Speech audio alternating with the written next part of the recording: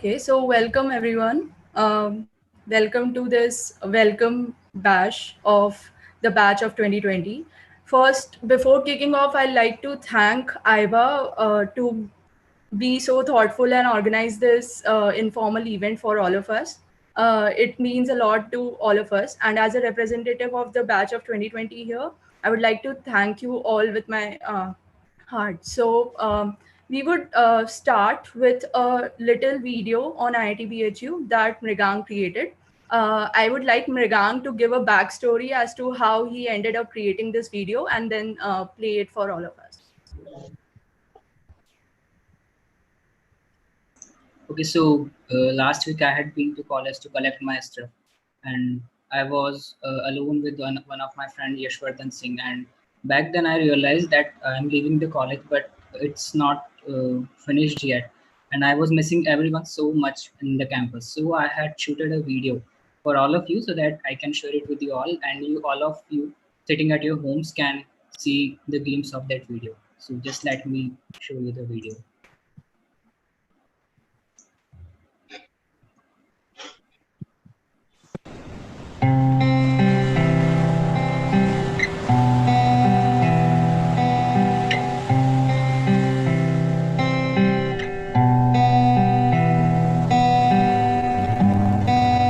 Video देखना हो तो आओ।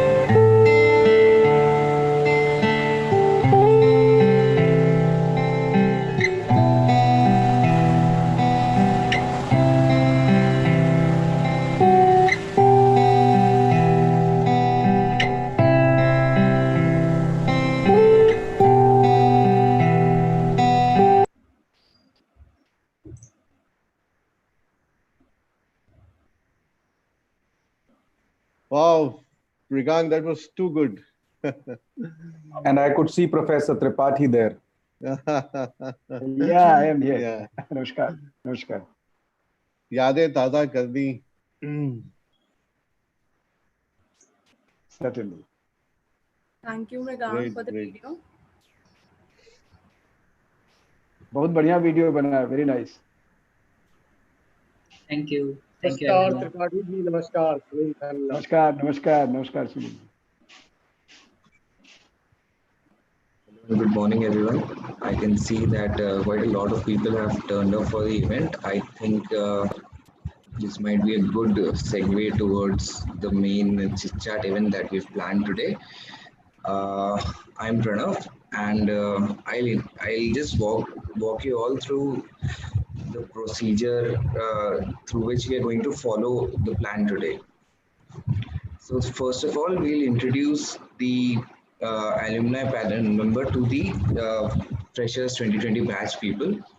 After a very short intro, I think everybody already has a background of who the panel members are.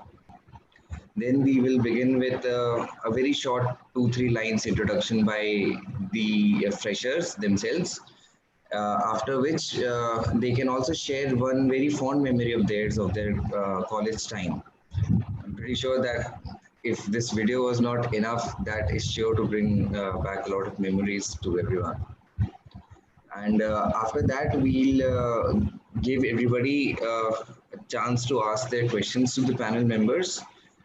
We'll see how that goes according, like if we should choose one person at a time, or if the conversation starts rolling, maybe we can just let it roll and moderate in between if that's necessary. About I think it should take enough time for us to finish the hour by the time we finish all with all the questions. After that, we can move towards asking the alumni panel and the people about one final thought or some recommendation that they would like to leave us with. It might be some form of life advice, a nice book recommendation they think that this upcoming batch would like to read through and benefit from it. And of course, we will also have a discussion on what are the expectations of this freshers batch from the alumni community in general, and would like to have a very short discussion on that so that the alumni community can better understand what are the major points and thought processes that the batch follows. We'll of course sum it up in the later event as well, and at the end, I think yeah, we can see how that goes finally. So, Priyanshi, shall we begin?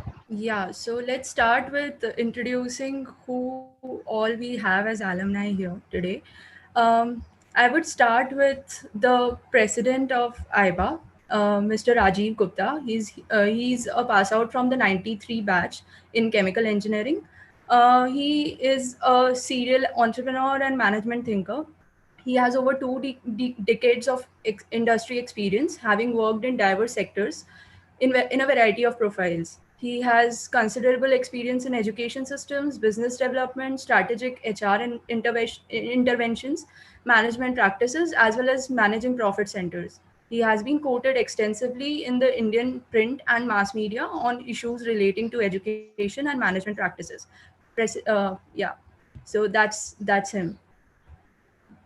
Uh, then, then I guess we should also introduce Mr. Sanjeev Nikore, sir. He is the vice president of IIBA, and he's 82 batch mechanical engineering. He has been the president of Tech Mahindra for the last a few years. He has over 32 years of experience in mineral industry. He has also co-founded SRG, a mining consulting organization. After that, I guess, of course, sir, we have Anil Tripathi, sir. Sir, will you be attending the event as a panelist? I'm available here for whatever role required. Chali, sir, we love to have your insights somewhere in between the event. Tripathi sir, as we all know, is the Dean of Resource and Alumni of IIT BHU. Other than that, I can see with us Sunil Khanna sir. Sunil Khanna sir has also been one of the very core members of IIBA. Uh, Then there is Devashish Bhattacharya sir. He is from the 82 batch mechanical engineering. He runs a he's consulting and training organization and trains working professionals to become consultants. Uh, he has been involved as a mentor for startups and takes classes on digital transformation for MBA students. And he's currently the chair of membership and engagement in IBA. we also have here Sanjay Sinha sir with us. Sanjay Sinha sir is a civil 1989 batch.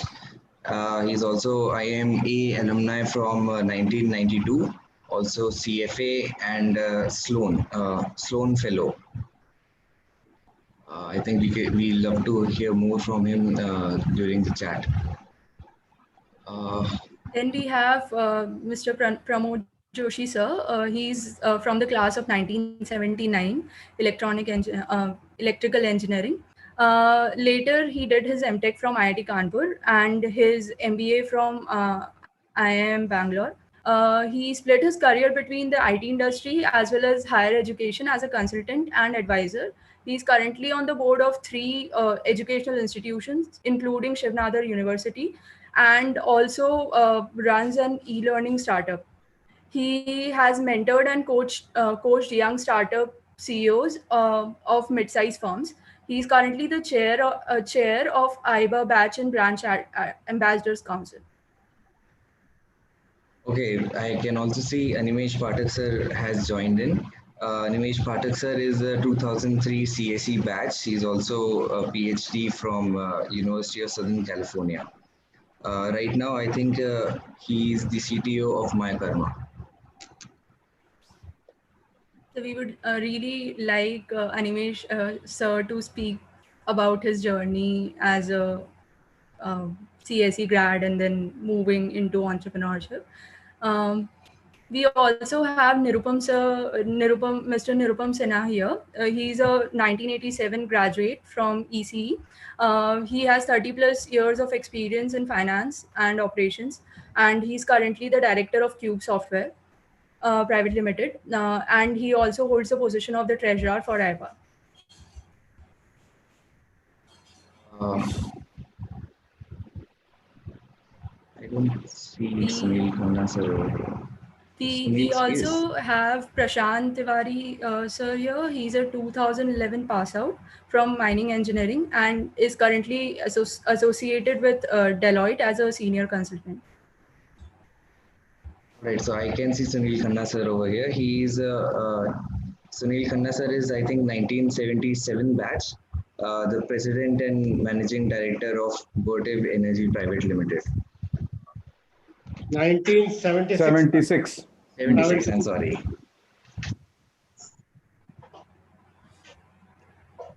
Okay, I think we have covered all the alumni present here.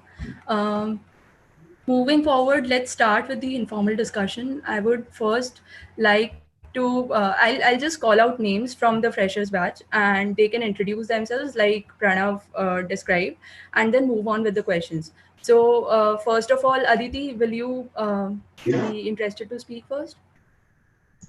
Yeah, sure. Hi, Aditi. Hello, everyone. Good morning. I hope you're all doing well and the COVID situation is treating you just all right. This is Aditi Pathak from Biomedical Batch. And yeah, I'm glad to be here. I have some really interesting questions for you all the alumni network. Aditi, what is your favorite college memory? Will you like Oh, to I tell us can now? definitely not choose one, and I think that everyone would agree with me unanimously. I would like to share the most recent memory that I have instead, which is like just yesterday I came back from a road trip to Banaras. I went with my entire family to get back my stuff, and it was just very surreal. Getting back there, the entire campus was very empty. There was nobody there. I missed all my friends, just like Mrigank said. But just witnessing Banaras once again, being on the ghats, inhaling that air, being in that energy was really nice. So, Aditi, do you have questions for any of the alumni here? Oh, yes. My first and foremost question to all of the alumni present here would be, um, how do you build resilience in life to actually, face such uncertainties that life throws on you, like this COVID situation, for example? How do you build that resilience, or how do you manage that inner talk to, like regulate yourself, manage yourself, and get through the uncertainties and struggles of life? I think first thing is you need to get ranked. That is the first thing that prepares you for adversity or diversity, whatever you call it.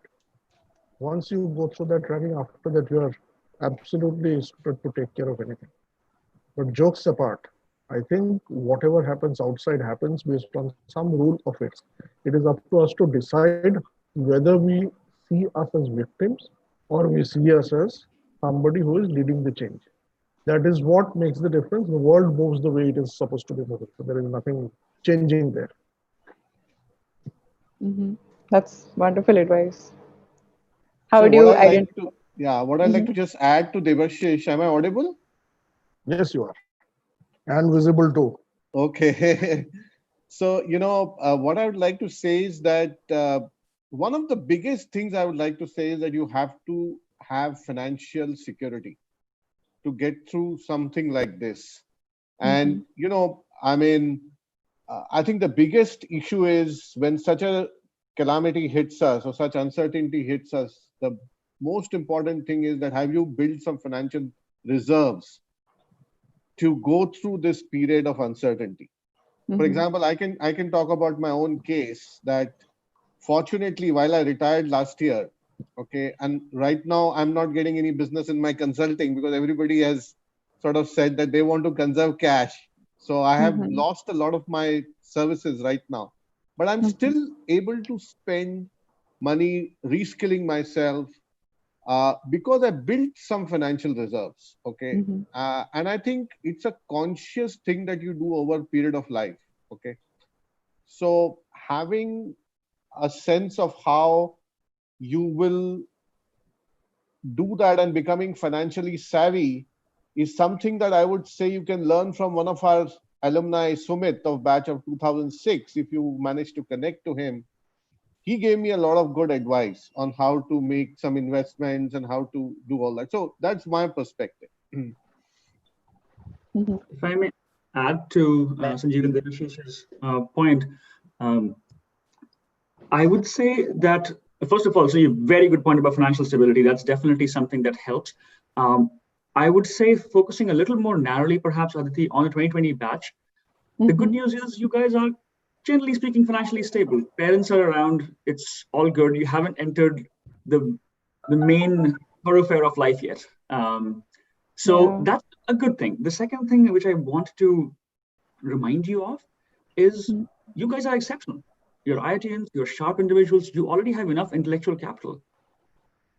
It'll be Hmm. okay. It'll be crazy, but it'll be okay. Having been through a few of these myself, nothing as crazy as this, of course, is a global stuff. When I look back, it's amusing. In a couple of years, you will look back at your competitors from your BHU days and say, you know what, we used to sweat it so much. Who's coming first? Who's coming second? Who's getting an internship? Who's not getting the internship? Doesn't matter. The world is much bigger. You are all very skilled. Make sure to constantly learn stuff. Make sure to Hmm. constantly teach stuff. And that will keep you marketable. Finally, this is something I saw in one of our Friday lunch and learn videos that we have as part of our team. It said always think of C or T. When an incident comes to you, think of it as a threat or a challenge. If you Hmm. think of it as a threat, you'll have a bad reaction to it. If you take it as a challenge, that's when the good stuff happens. I've been noticing many of my fellow alumni, as Sanjeev also mentioned, retooling, reskilling, learning new skills. Hmm. That definitely helps. remember, you have the intellectual capital already. That's a very good place to start. Sure. And you guys are in some ways lucky that you are starting your careers in this crazy way. Most people take a couple of decades to have a story like this to tell to their juniors. Yeah, for us it has been 40 years. Yeah. मैं एक Something छोटी like C that. बात इसमें add करना चाहूंगा. छोटी सी बात है कि बुरे वक्त में एक बचाया हुआ पैसा और बचाए हुए रिश्ते काम आते हैं. So keep your networking always on, keep good relations and remain in touch with all the people जो आपके asset हैं. ये वाली बात निरुपम ने एकदम सही कही. It is your relationships which will take you through anything that you do. So build relationships, nurture relationships, never ever abuse relationships. Always contribute to the relationship. बहुत बढ़िया होगा. And just to We have add, just started. yeah, and just to with add, this one. relationships are also like a bank account. You know, your credits should be more than your debits. Oh, that's a wonderful analogy, sir. Yeah. So moving on, let's give someone else also a chance to speak. Let's Somesh, will you like to ask some questions? Hello, everyone. I'm pretty sure Aditi just asked a wonderful question, and I had some wonderful answers here. I'm Somesh from Material Science and Engineering. I am currently am I audible properly? I mean, Your voice is a bit low. So if you can just increase your volume. I think all of us need to loosen up a little. जोर से बोलो बच्चों, first class. Let it be a, energetic this thing. हाँ, मतलब जब पढ़ाने आते थे प्रोफेसर को पढ़ाने नहीं देते उस समय जितना हल्ला करते उतना वॉल्यूम तो दिखना ही चाहिए यार. Well, sure, sir. So I definitely have a question, sir. So as in this situation, many of the batch of 2020 people are looking forward to starting up with their startups.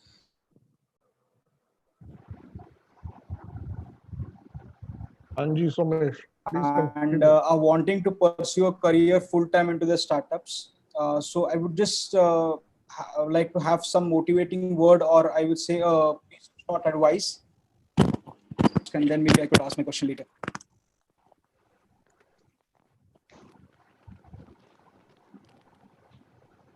क्या advice चाहते हो? Blanket advice कुछ होता नहीं है. No, not so blank advice. So what I meant is many of us right now are not confident at this moment to start something on their own. In fact, we have several doubts on how we should proceed in such a situation. At maybe just giving it a start initially. एक चीज ये जान के रखो कि whenever you start anything, everything takes a little bit of a time.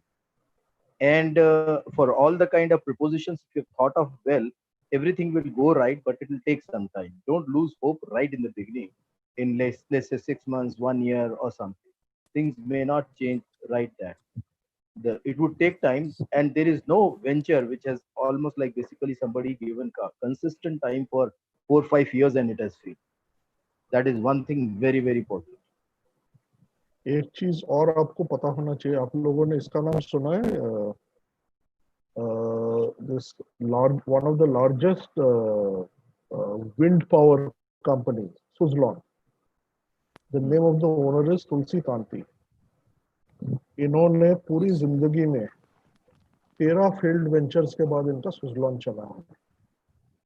तो vision, tenacity, ये सब कुछ होना चाहिए. एक चीज ऑलवेज जान के रखना, ये कोविड जैसी चीजें कभी भी आ सकती है, आपके मेरे कंट्रोल के बाहर है, और जब भी आती है सबको जीरो पे ले आती है. जब जीरो पे आता है तो आप क्या करना चाहते हो, दैट डिफाइंस कहाँ पे आप जाओगे.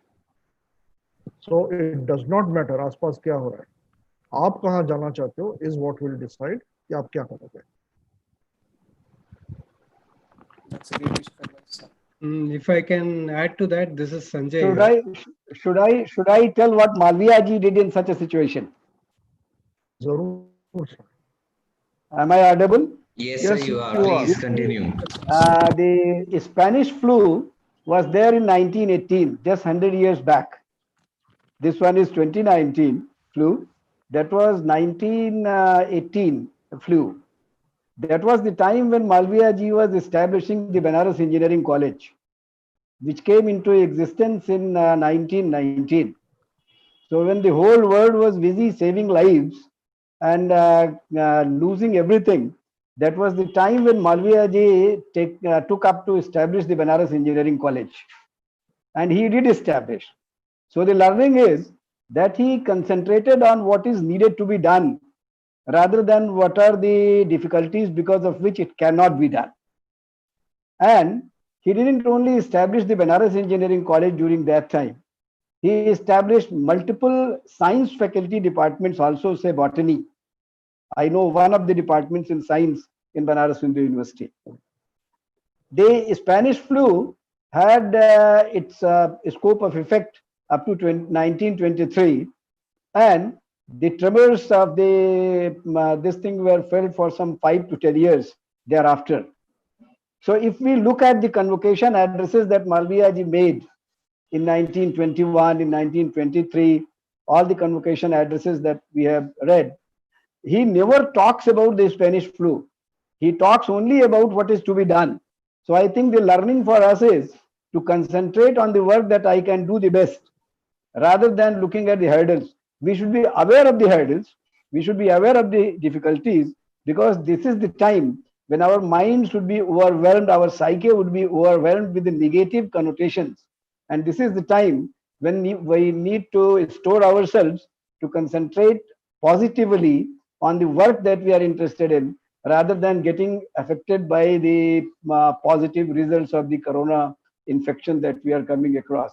This is a small intervention I thought I should be doing. So let's take a little break in between, because several people have joined in as we were having a conversation. So I would like to introduce them to you. First, it's Professor H.P. Mathur. He is a graduate from the 79 batch, electrical engineering, and he's a professor in FMS BHU right now. Then we have Professor Anil Kumar Agrawal. He is the professor in charge of the training and placement cell of IIT BHU. We also have in the house Mr. Varun Grover. Uh, his name needs no introduction. We all have watched his videos. He's a screenwriter of famous films such as Masan and Sacred Games. He is a national award winning lyricist.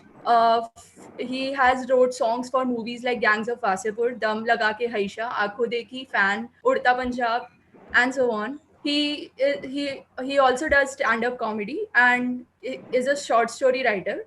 Um, so welcome, Varun sir. We are glad Hi. that you're here with us today. Hello everyone, गुरुजनों को प्रणाम और साथियों को, seniors को नमस्कार। और बहुत अच्छा लग रहा है संडे की सुबह सुबह इतने सारे लोग इकट्ठे हुए हैं यहाँ पे। So thank you for inviting me Rajiv ji, and या आगे बात बढ़ाते हैं, किसी को कुछ पूछना। Welcome Arun, welcome ji, thank you. Welcome sir. बस एक आपके इंट्रोडक्शन में एक कमी थोड़ी सी जो छूट गई वो मैं शायद पूरी करना चाहूंगा। Varun sir is also 2003 civil batch of IIT BHU. Okay,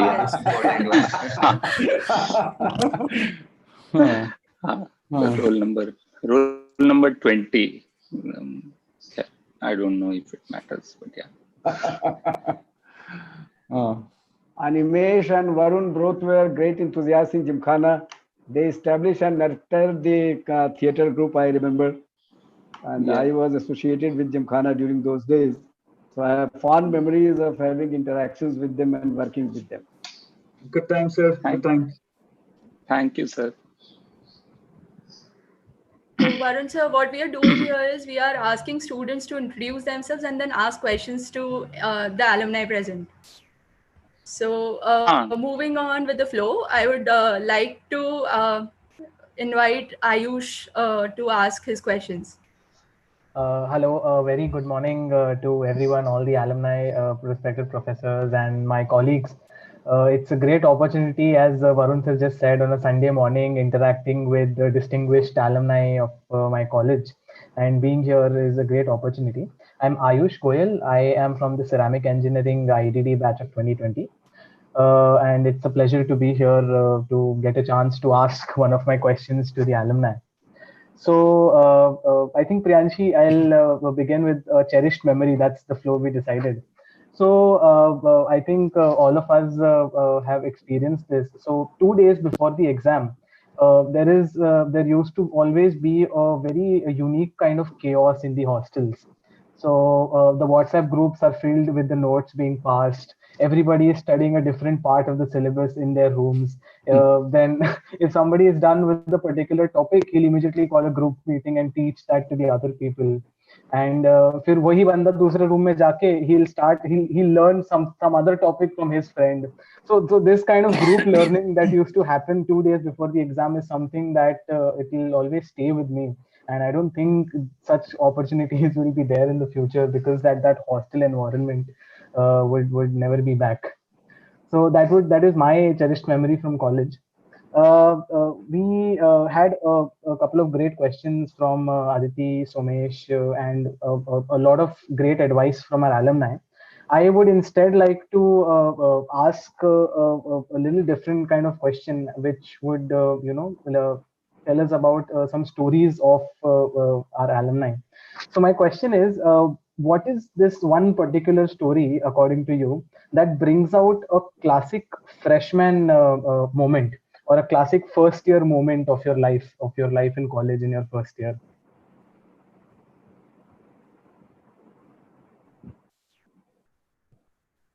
Varun sir, college का would you first year yeah. College का फर्स्ट ईयर, सर एक स्टोरी जो आपकी मतलब सबसे फॉन्ड मेमोरी हो, या एक क्लासिक जो फर्स्ट ईयर स्टोरी कहलाएगी आपके हिसाब से? वरुण से सुनते हैं। ओह अच्छा, नहीं अच्छा, फर्स्ट ईयर थोड़ा सा सोचना पड़ेगा। मेरा फर्स्ट ईयर 21 साल पहले था। हमारा और पहले था, हमने सोचा इसलिए तेरे को याद होगा। 1999, मेरा 40 साल पहले था।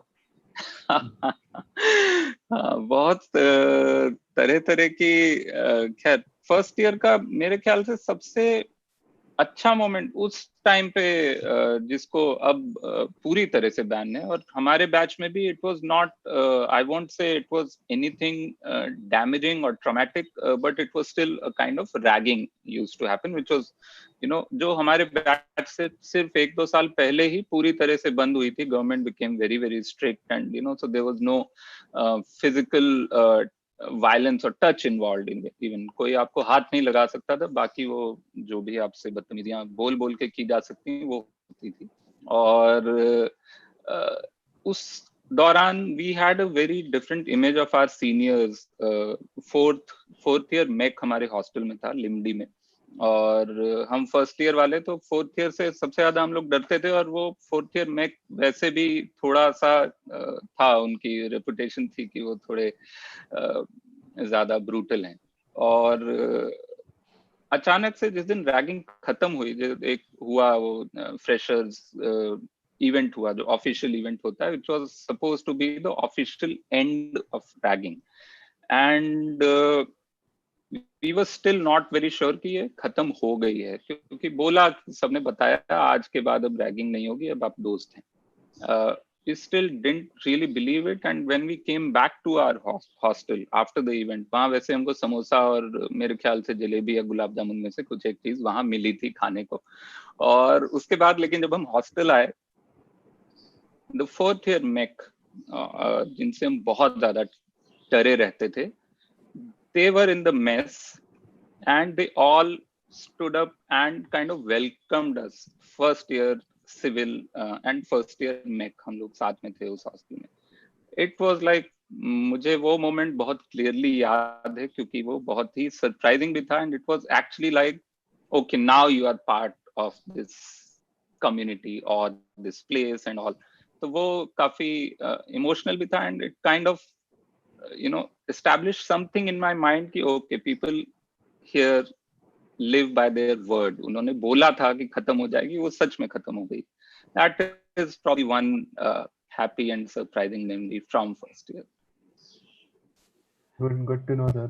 अच्छा मैं जी बताता सर हूँ मैं आपको एक बताता हूँ I think as a freshman सबसे पहले होता है हम सब अलग अलग जगहों से आते हैं और हम सोचते हैं कि हम काफी कलाकार हैं बाकी सब शायद वहाँ बहुत पढ़ने लिखने वाले लोग होंगे एटलीस्ट मेरे दिमाग में था कि जो बाकी लोग होंगे वो शायद साइंस में बात करते होंगे they must be talking about velocity they must be talking about different scientific fundamentals even while talking normally and maybe I am the only one who's like the kalakar kinds who has got into it तो बाद में जाके समझ में आया पहले दिन समझ में आया कि जितने लोग आए हैं सभी कलाकार हैं और सभी हमसे भी ज्यादा कलाकार हैं and that is something which probably remained as a learning all the time then because that is the same environment everywhere all of you are going into corporates and again we go into corporates thinking that we have come from a premier institution and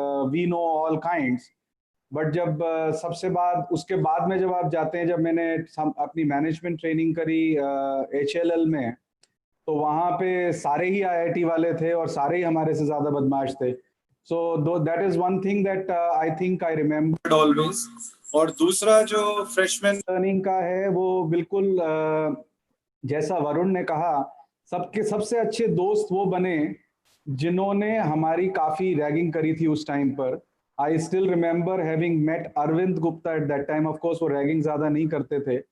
But the way he guided my journey, he was 1 year senior, but whatever, he kept guiding the journey and it is happening till date. So that's another freshman experience, which I think adds to the previous comments that somebody gave about relationships, etc. Relationships are like bank. They will help you to become more resilient. They will help you to navigate your journey better. They will make you realize who you are better. And I think that those are the things that probably right from the first stage was something very, very interesting that we got to know. The third thing is the professors and teachers at IIT BHU, the way they treat you like elders and adults right from the day one is a very, very unique experience. Thank you. Thank you, sir. 10:48 हो गए हैं. I think we have Arvind with us now. So Rajiv was just referring to him that he doesn't drag much. We should talk to Arvind whether he was a polite ragger or he was very kind on the students. Yeah, good morning, Sanjeev. Good morning, Professor Tripathi. Good morning, Arvind. Namaskar. Arvind was in Morbi hostel. I was warden there. I never knew you were listening to what I was saying. Anyway, like always.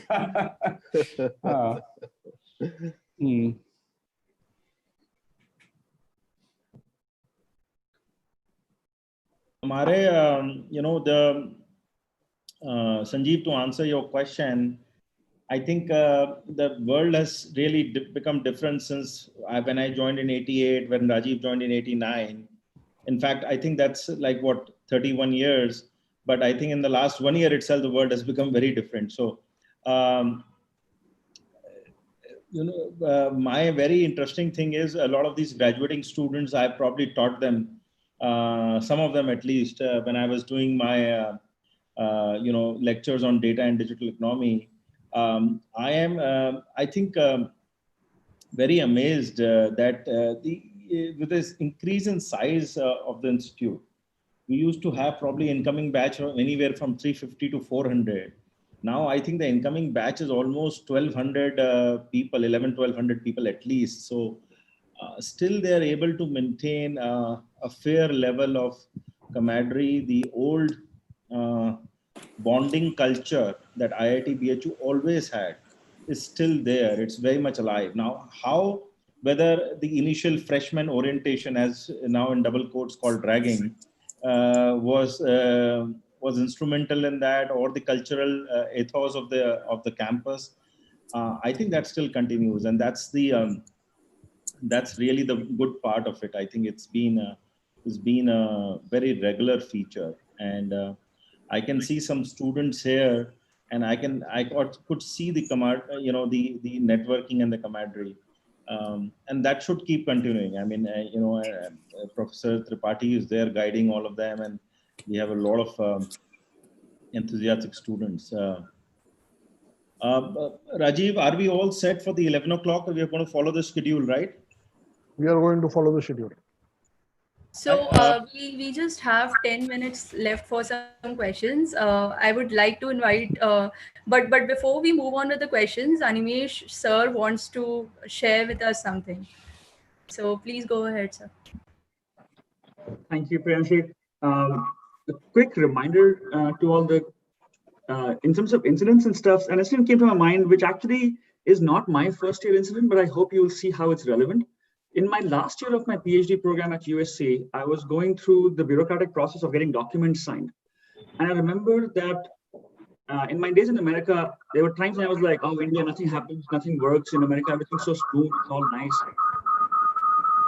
Actually, there's an echo from your side. So what would happen was things would normally work very smoothly. In the West, things are generally very smooth until they are not. And there was a time towards the end of my PhD, I found myself running from office to office, trying to get some papers signed. And those of you who have done your no-dues things more recently would remember some of these feelings. And I had a flashback. I'm like, wait a second. I have trained for this. I have trained 4 years for this thing. I have not practiced this in the last 5 years, but I know how this works. Let me see how this works. And very much, I was able to leverage my relationships I had built over the last 5 years at USC and go to the people I knew and say, can you please help me? Couple of phone calls, things got done. Please remember that you have trained for this. Arvind, so good to see you, man. I remember meeting Arvind in Vishwesvaraya Hostel when he had come to visit the campus and I was still a 4th year student. And we got talking. And over some time, we kept talking. And for years we have talked and we have worked together on many, many things and with many of you guys. So please remember, guys, you are smart, build these relations, be honest in your relationships, give your time, and you will get back in spades. To that end, I want to acknowledge that the company where I work right now, it exists in a large part because of the alumni relationships. Ujnath, who's our CEO and founder, he started the company. We were collaborating. Some of our first team members came from IIT BHU, where we hired from in large numbers even today. Pramod Joshi, who's on the panel, has been advising us for years. In fact, Uj asked me to make sure I mention, you guys are having these startup ideas. If you would like to bounce some of them off, if you would like access to our platform for custom interaction management, check out my LinkedIn page and website and all the good stuff. But if you feel like it, please reach out. And to anybody else whom you meet today, Debashish answered a very good question on the panel right now. Debashish, I'll let you do the full answering in the AGM coming up. But being a member of IIBA, you will get to meet with your seniors. And if you think your 4th year was nice, as Varun said this nice story, think of 40 year seniors. They're very nice people. They'll be very happy and very generous with their advice. So yeah, good luck. If I can be permitted, Rajiv, or whoever is the host right now, I met Animesh in 2002, Animesh in the Vishwesvaraya hostel. 2002 Vishwesvaraya. Yeah, 2002 Vishwesvaraya. And, since then, we also did 2 things. We actually logged them into every activity that the Alumni Association has been doing. So for us, it was a kind of a recruitment exercise to make sure we have young blood in the Alumni Association. But it works both ways, right? I mean, you get involved, you benefit, you give, you benefit, both sides, right? And that's the purpose of any alumni group. And Animesh since has been involved with AIBA, has been involved with the international, the Global Business Alumni Association, and across continents. I mean, in India, of course. When he was we met him in France somewhere. Arvind, we met him in France somewhere. Rajiv, I remember. You should let your wife know I got braces now. Yeah, exactly. Yeah. So we met Animesh when we were building up the AIBA. We were starting, we were working on the constitution at that point of time. I remember he coming over to the Habitat Center where we met him. So we have one more 92 batch alumni who's done a lot of work for our institute, which is Vish Iyer. Hey, hi, Sanjeev. To say hi, and talk about the Cisco initiative that you're doing. Hey, thanks. Thank you so much, Sanjeev. Hey, great to see you, Arvind and Rajiv. Hi, and Vishu. Anime. Hi, Vish. Hey, good to see you. Hey, thanks, Sanjeev, for having me. Looking forward to this session with all of you. Thank you so much. Hey, sorry, guys, I haven't put the background as yet. I'm so sorry about that. Great to see all of you. Your background is also good, boss. Vishy was a badminton. Arvind ने जो कहा उसका एक मैं और sentence add कर देना चाहता हूँ कि एल्यूमिनाई के रिश्ते भी बड़े मजबूत होते हैं खून के रिश्तों की तरह. So we are glad to have each one of you here, and there are some. There's one last part that we want to cover in this informal discussion, which is that we want to give some students the chance to convey their expectations from the alumni network, so that we are like on the same grounds. So I would like to invite Sparsh to first speak about his expectations from the alumni network. समय देख लेना 10:57 हो चुके हैं. Yes, sir. Sure. Priyanshi, I think it would be good if people can write down their questions because we are just 3 minutes away from live on the fireside. And I'm sure our guest would be waiting. Let's allow one of them and then we move on. Sure. Hi, folks. Hello everyone. I'm Serge Goyal, ceramic engineering BTech, batch of 2020. Glad to be here. Glad to see you all. Like after so many years, that energy that's still there. I'm like so happy to see you all. Yeah. So I think a lot of people have already asked few questions. So I'll don't jump on questions. From the perspective, like from the side of batch of 2020, I'll just like to share what AIBA means for me and like what I am expecting from AIBA. I think that would be better. So yeah, Arvind, sorry? I'm fine. I'm on the Zoom call. Okay. Just check out. So like I attended one of the sessions of AIBA last year in Delhi. So like that was my first interaction when I got to know about AIBA, and it was a wonderful experience interacting with a few people. So like I am really looking forward to connect with you all, learn from your experiences. I think like you all have varied experiences in every field, and one most important thing is like how to maintain these relationships over these many years. So yeah, these are some things which I would definitely like to work, which I would definitely like to learn from all of you people. And like, yeah, thank you so much for having me. Just to Nirupam, Devashish, and Rajiv and the organizers, we have Mohandas Pai already on the call. So just to let you know. Yeah. So Priyanshi, I think we could request the others to put their questions in the question and answer box, and let us move on to the next session, because I think we will now have a very interesting 45 minutes with us. Just one thing I would like to say before we leave is if anybody from the from the batch which is coming out now, or anybody who is still there, if they want any guidance in how to enter the art field or media field, I will be happy to share my. Not only your juniors, your seniors will also have that expectation from you.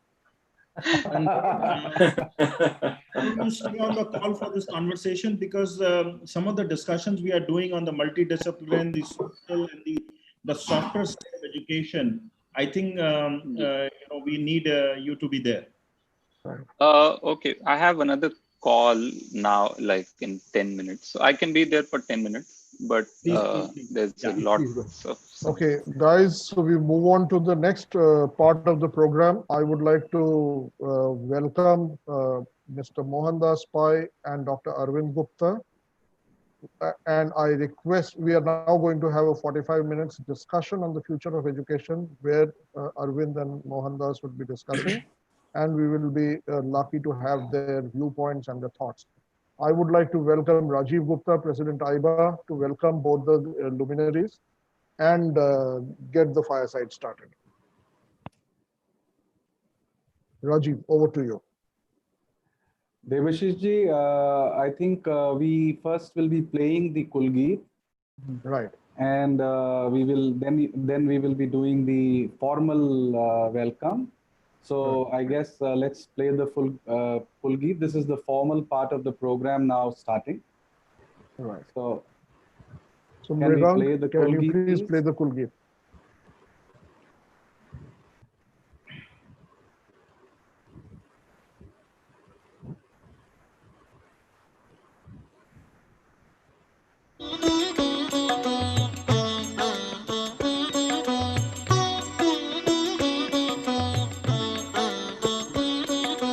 मधुर मनोहर अतीव सुंदर ये सर्व विद्या की राजधानी राजधानी मधुर मनोहर अतीव सुंदर ये सर्व विद्या की राजधानी राजधानी ये तीनों लोकों से न्यारी काशी सुज्ञान धर्म और सत्य राशि बसी है गंगा के रम्य तट पर ये सर्व विद्या की राजधानी राजधानी मधुर मनोहर अतीव सुंदर ये सर्व विद्या की राजधानी राजधानी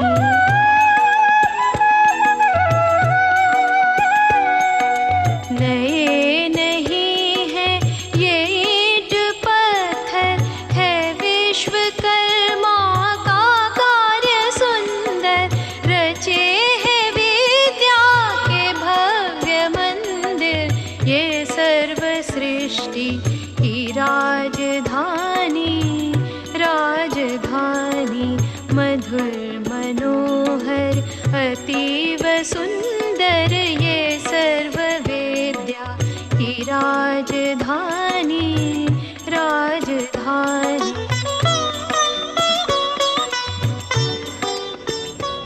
अपरंपार है।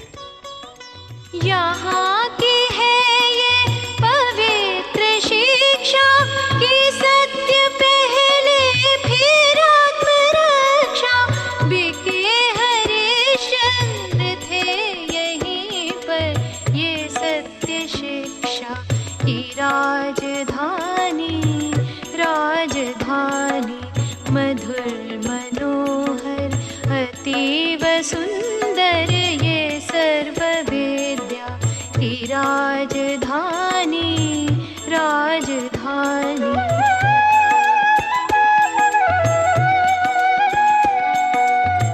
वेद ईश्वर की सत्यवाणी बने जिन्हें पढ़ के ब्रह्म ज्ञानी थे व्यास जी ने रचे यहीं पर ये ब्रह्म विद्या की राजधानी राजधानी मधुर मनोहर अतीव सुंदर ये सर्व विद्या की राजधानी राजधानी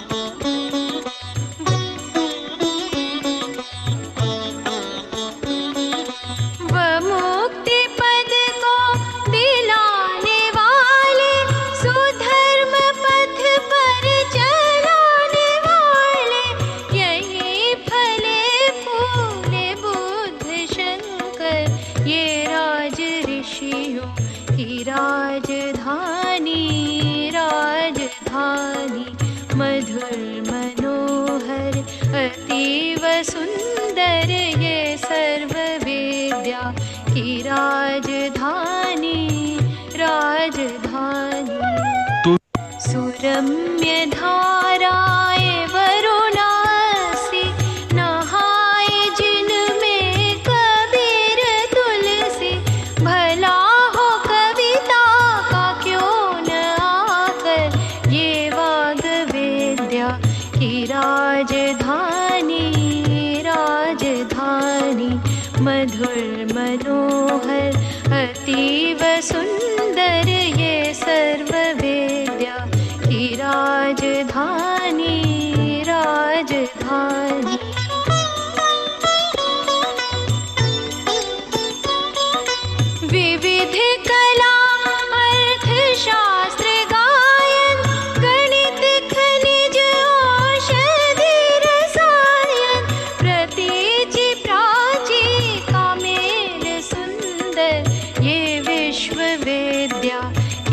राजधानी राजधानी मधुर मनोहर अतीव सुंदर ये सर्व विद्या की राजधानी राजधानी Kashi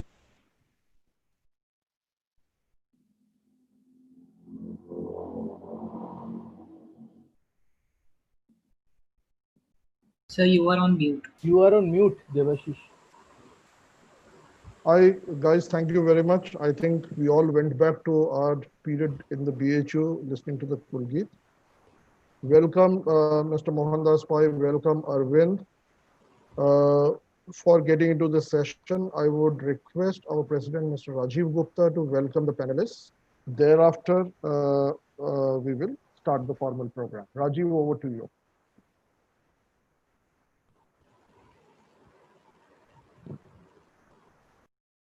Professor Jain, has he joined? Yes, Not Professor yet. Jain is there. Jain is there. Okay, wonderful. So I think let me first of all welcome Professor Jain, Sri Mohandas Pai, and Arvind Gupta for the first part of this session.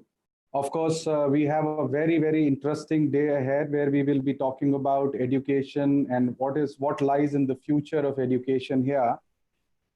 There's a lot of things that have changed, as Arvind said, in the last 1 year, and maybe in the last 3-4 months, it has changed even more. We have a new education policy which has come up just about 2 days back. So I think this will all form a very, very interesting part of the discussion. So before the discussion happens, we would like to hear from Professor Jain, his views, his comments, and his guiding words for the next 10 minutes, sir. Over to you. Good morning, everyone. Mr. Mohandas Pai, ex-Infosys and chairman of Manipal Global Education System. Our own Arvind Gupta ji, who is spearheading Digital India program of Government of India, and all our alumni who are connected today on this occasion of that's 18th annual general body meeting of AIBA, and on talk related to future of education and its role in new age Indian economy. So I welcome you all on this occasion and wish that whatever we discuss today here will help at least the education system to improve a bit and try to see how can we fit in the new world order and within the ambit of the new education policy, which is unveiled by the Government of India recently. If you look at the education system... Dada, I hope you are running the program. Hello? I'm audible? Yes, sir. Please go ahead. Okay. Yeah, if we look at the education system in India, which is quite traditional in nature so far, wherein classroom teaching, or you can say face-to-face interaction between the teacher and students are prominently, done by all the academic institutions. And we say that this is one of the best ways sometimes to impart knowledge to the students. But at the same time, world is changing. We are moving towards digitization, we are moving towards the new education policy, and number of students are increasing every year in the campuses, sometimes because of the economic reasons, or we have to adopt a new kind of business model as proposed by the government from time to time, that you have to generate your own resources to run your educational systems, or because of any reason you can say. And this pandemic recently gave us this opportunity, in fact, to experience or to unlock that potential. So far, we were having all the tools, technologies, and the systems in place, but we were not somehow implementing those tools in practice. But this pandemic gave us this kind of, you can say, opportunity, this was forced on us, in fact. And I think most of the educational systems were able to handle this very successfully. And if you ask me to rate the success, I would say it is 9 out of 10 in many of the cases. We were able to complete the classes through online mode. We were able to complete sometimes even the experiments, labs, etc. in online mode. And we were able to complete the examinations well in time. And sometimes, to overcome this kind of uncertainty which were everyone was experiencing, from the academic institutions to the student to the parent, we were able to do it quite successfully. And you may be aware that NPTEL is one of the program which was launched by ministry, I think 5 or 6 or 10 years back. And this is one of the most successful digital teaching learning platform in the world at this point of time. And many of the courses of that platform are available freely to the students, to the faculty members, and they are used quite extensively.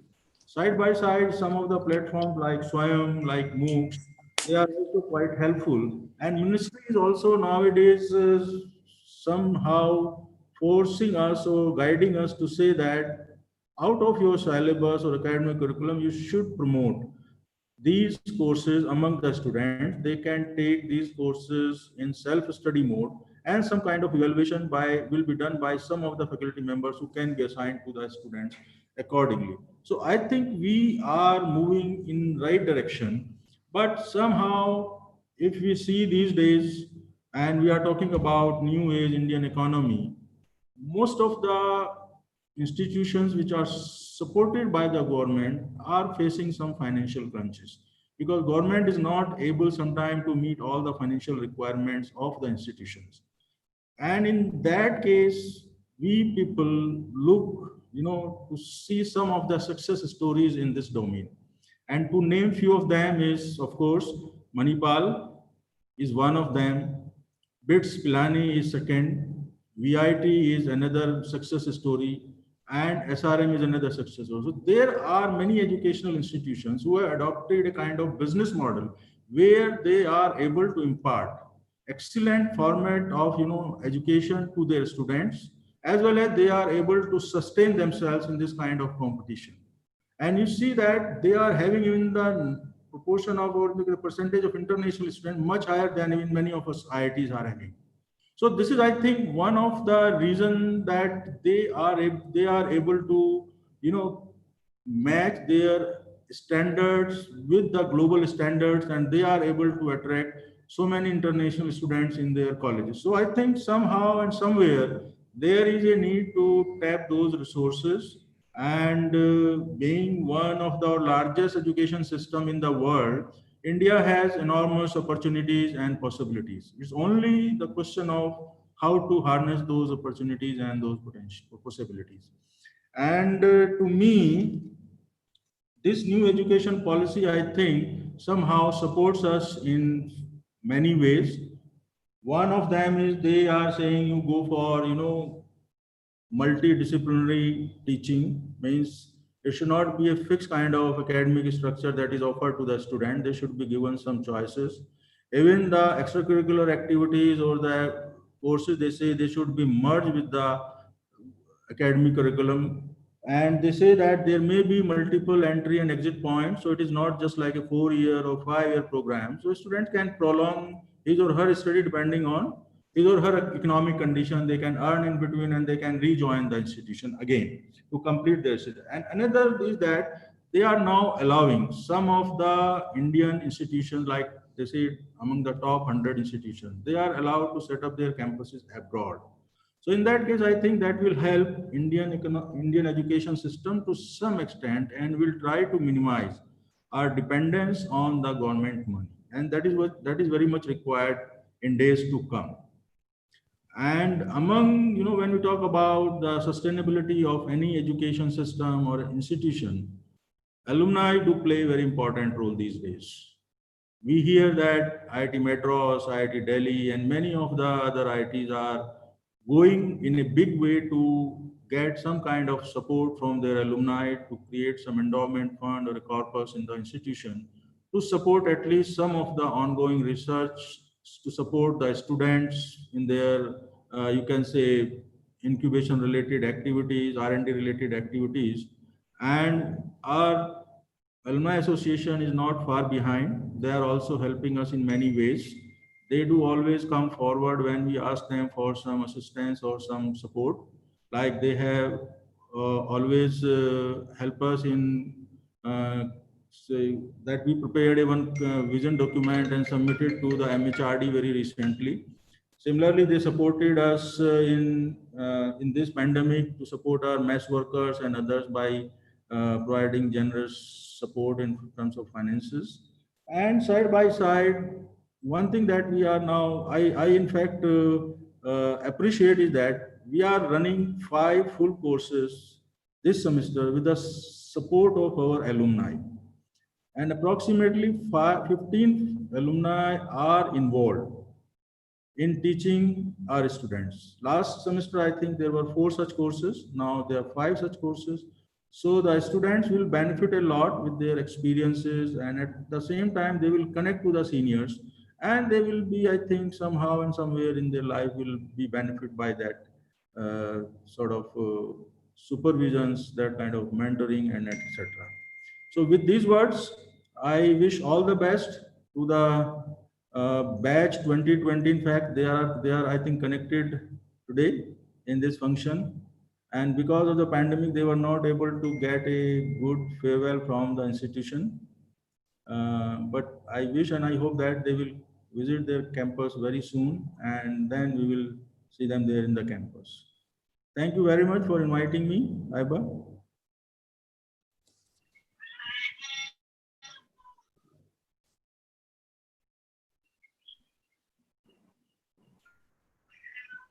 Debashish, you are on mute again. Debashish. Debashish. Sorry. So welcome. We will move on to the next program, which is the Fireside Chat between Mohandas Pai and Arvind Gupta. Arvind, over to you, and welcome Mohandas one more time. We look forward to hearing from both of you. Yeah, good morning, Professor Jain, and good morning, Mr. Mohandas Pai. I fondly call him Mohan. So if during my conversation, I will keep referring to Mr. Pai as Mohan. I do want to acknowledge, with the ease, Mr. Mohandas Pai, over one email sent about a month ago, I just requested for his time, and he gladly consented, knowing his love for 2 things. One is BHU Varanasi in general, and of course for the whole field of education, which he is very passionate about. Because if you are ever on a discussion or a one-to-one conversation with Mr. Mohandas Pai, not only is he putting his money behind what he's talking, he is at the forefront of the vision, the thinking in the 2 things that we are seeing in the new education policy also, which Professor Jain talked about: multidisciplinary research, innovation, and converging of our cultural values, our social values with our education system. So thank you very much, Mohan, for being with us today. Thank you, Arvind. We have a global audience of young students just graduating from IIT BHU. We have old timers like me who have graduated 28 years ago, and we have people even much younger who have graduated 30, 40 years ago. So we have a whole spectrum. We have our director, Professor Pramod Jain, who's really been leading the institute in a very visionary manner.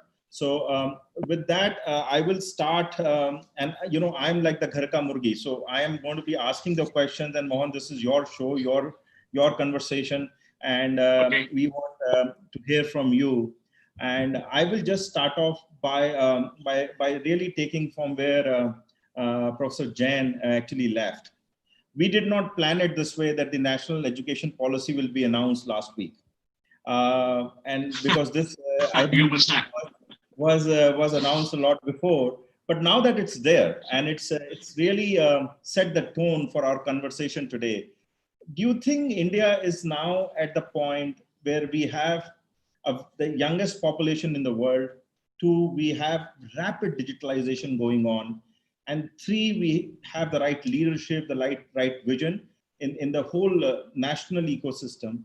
And we have a new education policy. So are we seeing the reimagination of education in India? And your comments to start with that. Arvind, first of all, thank you very much for inviting me. To people like me who are not from that part of the world where you are, going to BHU is the height of what we want to do, is an aspiration, because to us, BHU represents all that is good and best about Indian education. BH2 is based upon our civilizational values. It is multidisciplinary. It focuses on the arts and culture. It's very Indian and Indic, and it focuses on technology and the future. So it has given shelter to thousands and thousands of students from all over. To me, if there is a university that epitomizes our old Nalanda, it will be BHU in India. And I met many old BHU alumni who have always told me how they went from the small towns by train with no money in the pocket to BHU, like Sudarshan Maini. And college gave them shelter, they gave them food, they gave them education free, even though even at that point of time, the college and the university did not have money. So it is an ideal and a dream, and thank you very much for inviting me. I do believe that the new education policy will transform India because India is ripe for such transformation. India has more than 975 universities. It has about 3.74 crore young people in college and graduates 90 lakhs. This year, India will be the largest higher education system in the world. But a gross enrollment rate is only 26.5. There's only 26.5 of young people, percent of young people in 1823 go to college. And in Tamil Nadu, it's gone up to 49. And the whole of the South, on the average, is around 35. So we're seeing a differential between the North and the South. And the South has done extremely well. And the per capita income in the South today is around 2,35,000 rupees, as against India per capita income of 1,49,000 rupees. So it clearly proves that investment in higher education drives economic activity and the well-being of people, and that is very, very clearly established. So to me, the new education policy epitomizes the new India that Prime Minister Modi has given us as a vision. Because after more than 70 years of freedom, we have to create the new India. We are a $3 trillion economy. We are $12.2 trillion in PPP, the third largest economy in the world. And we are going to become a $10, $11 trillion economy by 2031, 32 in nominal terms. So we are on the way to growth. We are on the way to prosperity.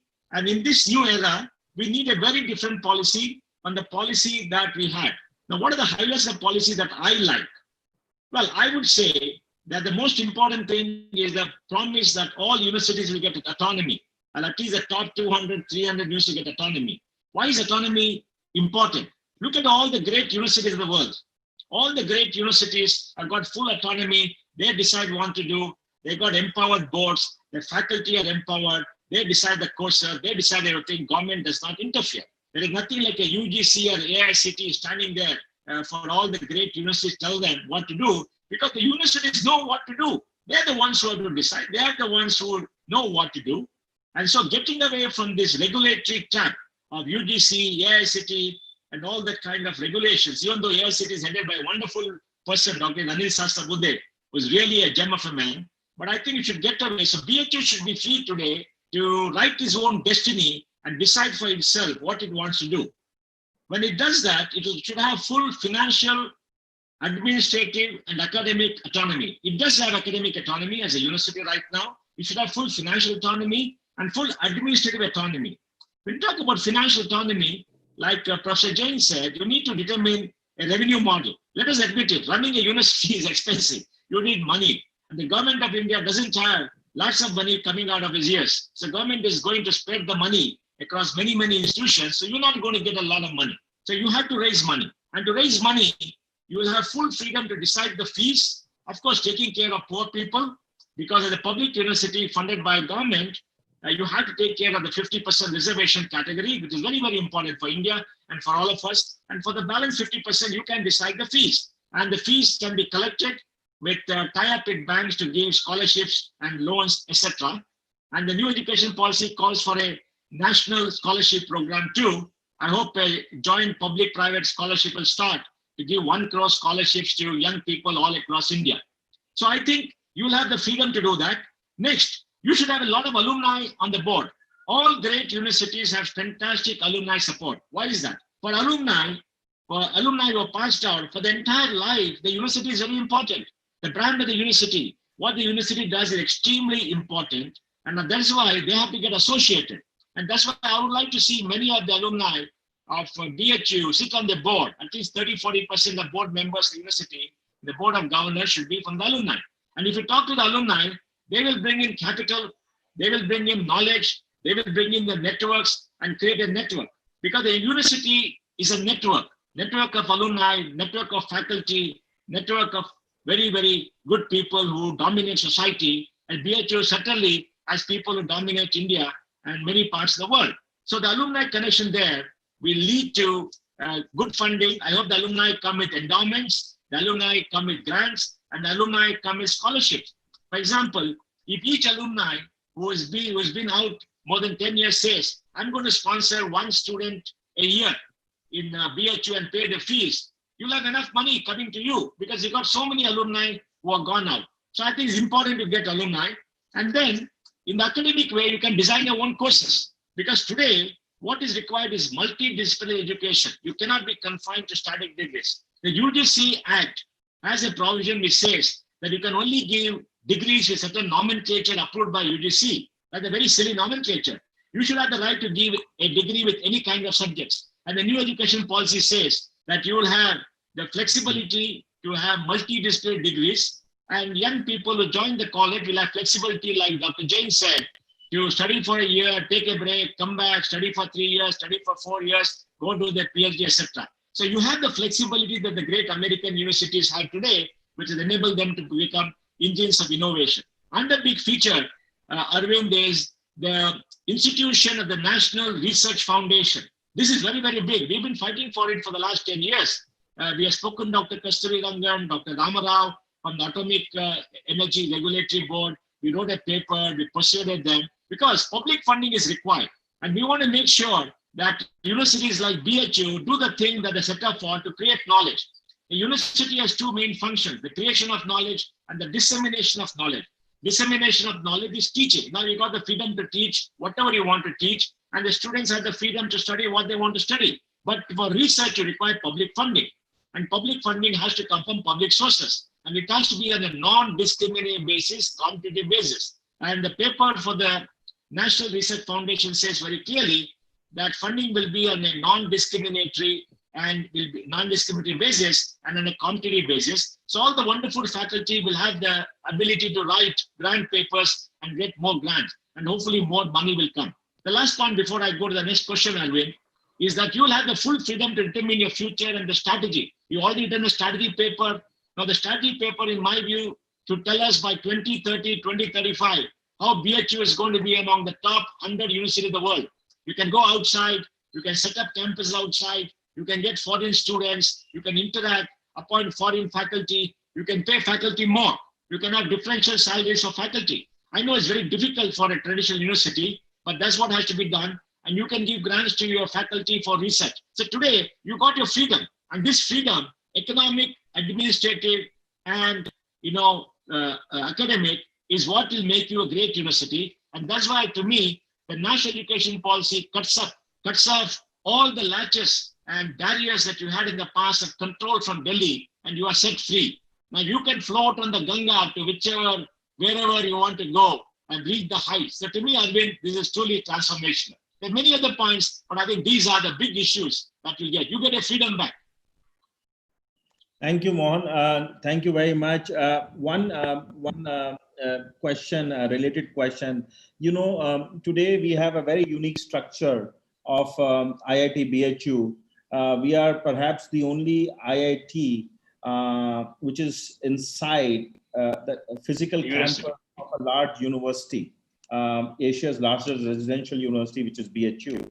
And the founders, the great founder of BHU, Pandit Madan Mohan Malviya ji, actually crowd-funded BHU in 1915 and 1916s and started this great university. Now, my question is to what Professor Jain said and to you, and now this is not specific only to IIT BHU, in general for the future of education.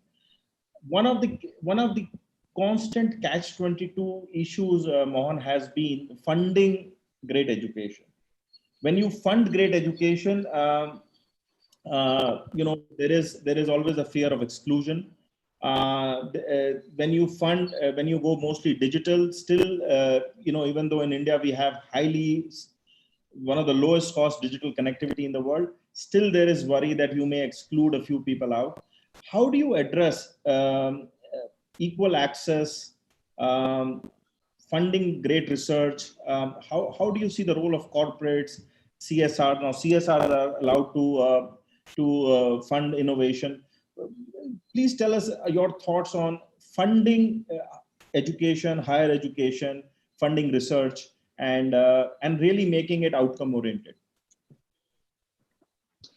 For that, Arvind, that's a very good question, Arvind, because that question has been agitating universities in India for very long. How do you get the money in? To get the money in, you have to market yourself. We are a consumer society today. We have to market yourself.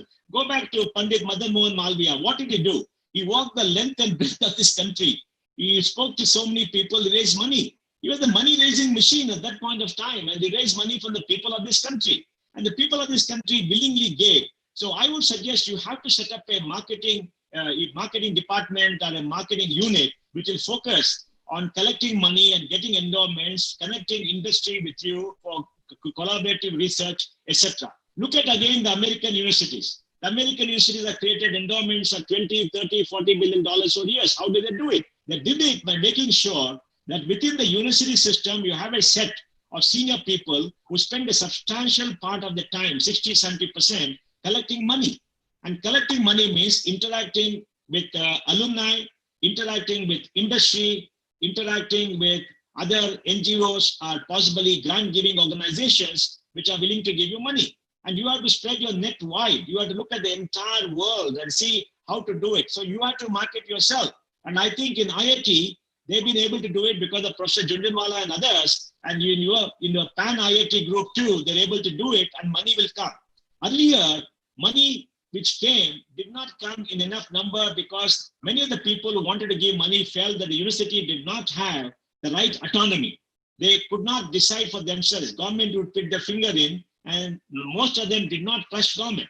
So I think today, when you have your full freedom, you can say that we want money to do this, we want money to do that. For example, you can set up new departments named after people. You can have an Arvind Gupta block, where Arvind Gupta sets up the next nanotechnology or the next quantum computing center. It will be named after him. And there are many of you who are outside in the outside world who can do all that. And then you must have a team to go to corporates for joint collaborative research. People always say, why is industry not interacting with universities? The reason is very simple. What do universities have to offer corporates? Now, if you create knowledge, if you do research, you have some great professors who have great knowledge. And if they spend their time going out and talking to industry will be very happy to do collaborative research because industry gets something in return. Industry gets that particular edge which Indian industry requires. And today, many industries are willing to spend that kind of money on research because they know they have to be innovative. Next is, you got technology. You spoke about the digital divide. Well, the digital divide is something, Arvind, that we have to tackle because, ultimately we have to make sure that every young person who comes there will be able to have a digital access to education. And that is not an unsolvable problem. We have solved it 45, 50%. The next 3 to 4 years, we'll be able to solve it 90, 95% and not be a problem. You spoke about access. It is true. We are a poor country. Let's admit it. Per capita income is only $2,000 and maybe 1 billion people live on less than $2 a day. That is all true. Now, universities like you have a 50% reservation because you're publicly funded. To the extent of the reservation class, I hope the government will give you money because that is a constitutional obligation. Now, there's a 10% reservation for out of the balance 50% for economically weaker section, which is very good. Now, for the balanced students, if any young person who is merited comes to you, alumni may step in and adopt one person. Like you said, Arvind, crowdfunding in a very, very big way.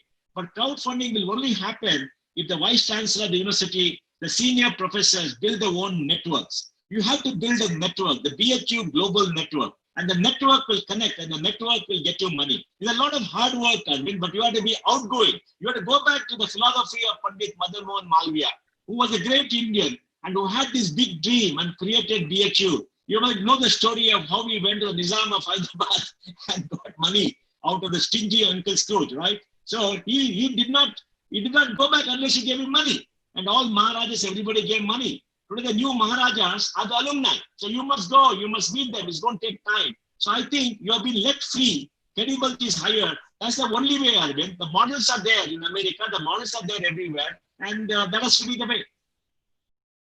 Great, Mohan. The new Maharajas are the alumni. I hope the alumni with 10 years plus graduation levels are hearing this. We need to adopt. We need to contribute back. And this is where the Alumni Association, working very closely with the institute, comes into play. Mohan, I'm going to shift gears. I want to now know your view. Something that again Professor Jain talked about, the new education policy talks about, and this is, in the new geopolitics, which is post, whether we are in, when this post-COVID will happen, only God knows. I don't think so. Anybody is correct on when post-COVID world will happen. But whenever it does, and in that world, it's going to be a new world order, and there is going to be, I think, an axis between democratic regimes and authoritarian regimes, and there's going to be a great divide. No longer we are going to be this non-aligned kind of a nation. In this new global geopolitical world order, the world is also looking at India. We have taken some great first steps in protecting our data and digital economy. And I say them first steps because there's subsequently going to be a lot more.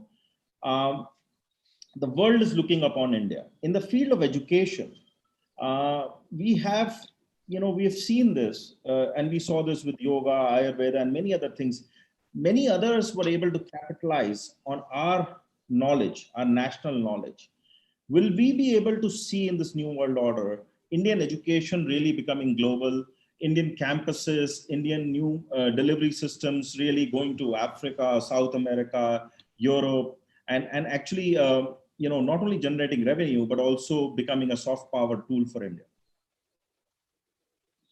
Arvind, that's a fantastic question. Let me give you some data. Today, 750,000 Indian students are studying overseas, spending $20 billion. 750,000. Out of which at least 1.5 to 2 lakh students who did not get a seat in the top 100 institutions of the country, who do not get a seat in the top 100 because they want to study in the top 100, they can afford to pay, they went overseas. Maybe balance 250,000 go overseas because they want to stay in the country for economic reasons. Whatever it is, there is this very large number of Indians who can afford to pay.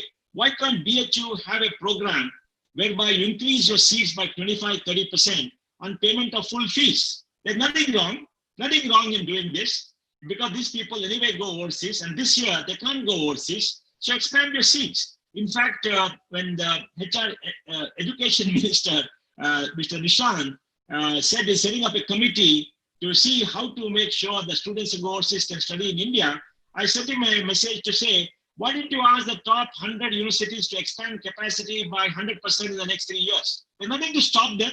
You can use technology, you can use everything else, because I think if you're able to get these students and ask them to pay the full fees, they'll be happy to pay the full fees. The private universities in this country are getting students who are paying full fees because they don't get government grants, and there is no harm in that. You must get money from the people who can afford to pay. You must subsidize people who can't afford to pay. You don't have to feel sorry for people who can afford to pay. If Arvind Gupta's son or daughter wants to come to BHU, Arvind Gupta will willingly pay because he wants to give back. So I think we should get out this socialistic mindset that education has to be free. It cannot be free because we have to pay our professors well. We have to pay everybody well. I think that's a very important thing. So I think that's what one model. And second thing which has to be done very importantly is, how do you make sure that you market yourself and get NRIs to come and take seats? BHU is a powerful brand, and you can get NRIs to come there. Third, tie up with the top 200, 300 universities so you can do one semester in BHU. Remember, when we're all going up, Arvind, people used to tell us globally, go west, young man. But the whole world is telling people, go east, young man. So many of the young people from the west went to China and studied in China. Now they want to come to India because India is very hot. India is growing, and India will be a $10, $11 trillion economy by 2031. So if you go market yourself and talk to the universities, do a semester program, your young people go to their college, do a semester, and they come here and start the interaction, it will definitely work. And then you can do training program. There are up-to opportunities that are available to do all this, Arvind. But the biggest thing has to be the mindset of the university has to change. The mindset has to change to say, we want to be a global university. We want to have global faculty. We want to have global students. We want our students to go out. We'll collaborate. We will cooperate, and we will market ourselves, and we will raise money. We will raise capital. We will use alumni, and we will make sure that we want to be in the top 100. And you have to create the management structure for that. Many professors are not able to market because they cannot ask anybody anything. They don't want to ask. They're different people. They want to do research. They want to teach. They come to a very noble profession. So they're very different people. But you must get a new kind of people who can go market, who can go talk, who can go ask. There is no harm in asking anybody. Pandit Madan Mohan Malviya did not hesitate to ask anybody. He wanted it, he got it, right? And that's what you must do. Go back to your roots. Go back to your origin. Go back to the old dream, the original dream of BHU. And you must carry India with you. And Arvind, like you said, geopolitics is changing. Arvind, you have been in America. Many of you have studied in America. What is the greatest strength of America? The greatest strength of America is its universities, because the universities are leading in research, in innovation, creating entrepreneurs, creating people who go create wealth for everybody. That is the source of America's superpower status. And that is the source of every nation's status. When the Great Britain ruled the world, it was Oxford, Cambridge, and the universities which provided the brain power. So the true source of a country's strength is universities. And BHU has to lead, because BHU was set up by Pandit Madan Mohan Malviya to take India forward. So today, when you got your freedom back, your full freedom back in the new education policy, working with your wonderful alumni, you must go out, and you must go out, market yourself, and do all the things to make BHU a great university. And for that purpose, revisit your vision. And geopolitics has changed. India requires BHU to lead. India requires BHU to be innovative. India requires BHU to do research. India requires BHU to create knowledge for everybody. And India requires BHU to create those great entrepreneurs who can create great wealth and give it back to society. I think the dream has to be very different. And in this geopolitics is a fantastic opportunity for you. Mohan, I will move to the last part, and I think what you say is very, very relevant and practical. The question really I have, and it's coming from a lot of chat discussions and the Q&As, when we see students today, and you've been part of the India's IT industry, the IT services industry, and you are currently funding a lot of new startups and innovators, we see that students are having a single track orientation. Computer science, computer science, computer science. And they mistake coding to be computer science. And also, reversely, they ignore the core subjects, whether it is materials, civil, electronics, whatever you may want to name it. And we are always talking about multidisciplinary. What is the advice you have for students where who are in a dilemma, because when they want to go out and look for jobs, they find that the one skill that helps them the most is coding. But to be really eventually successful, you need to be multidisciplinary. So how do students really work with this dilemma and actually become more holistic and more multidisciplinary in their approach while they're studying and then go forward? Arvind, it's a very good question, because students are confused. We are also confused a bit when we are young people, and it's very true. And I can tell you maybe how we can address that. When you talk to employers and ask them, what is it you look for people? What do they tell you, Arvind? They say, we want people who have got problem-solving things, problem-solving capability. We want people who can think. We want people who can ideate. We want people who can question. We want people who are creative.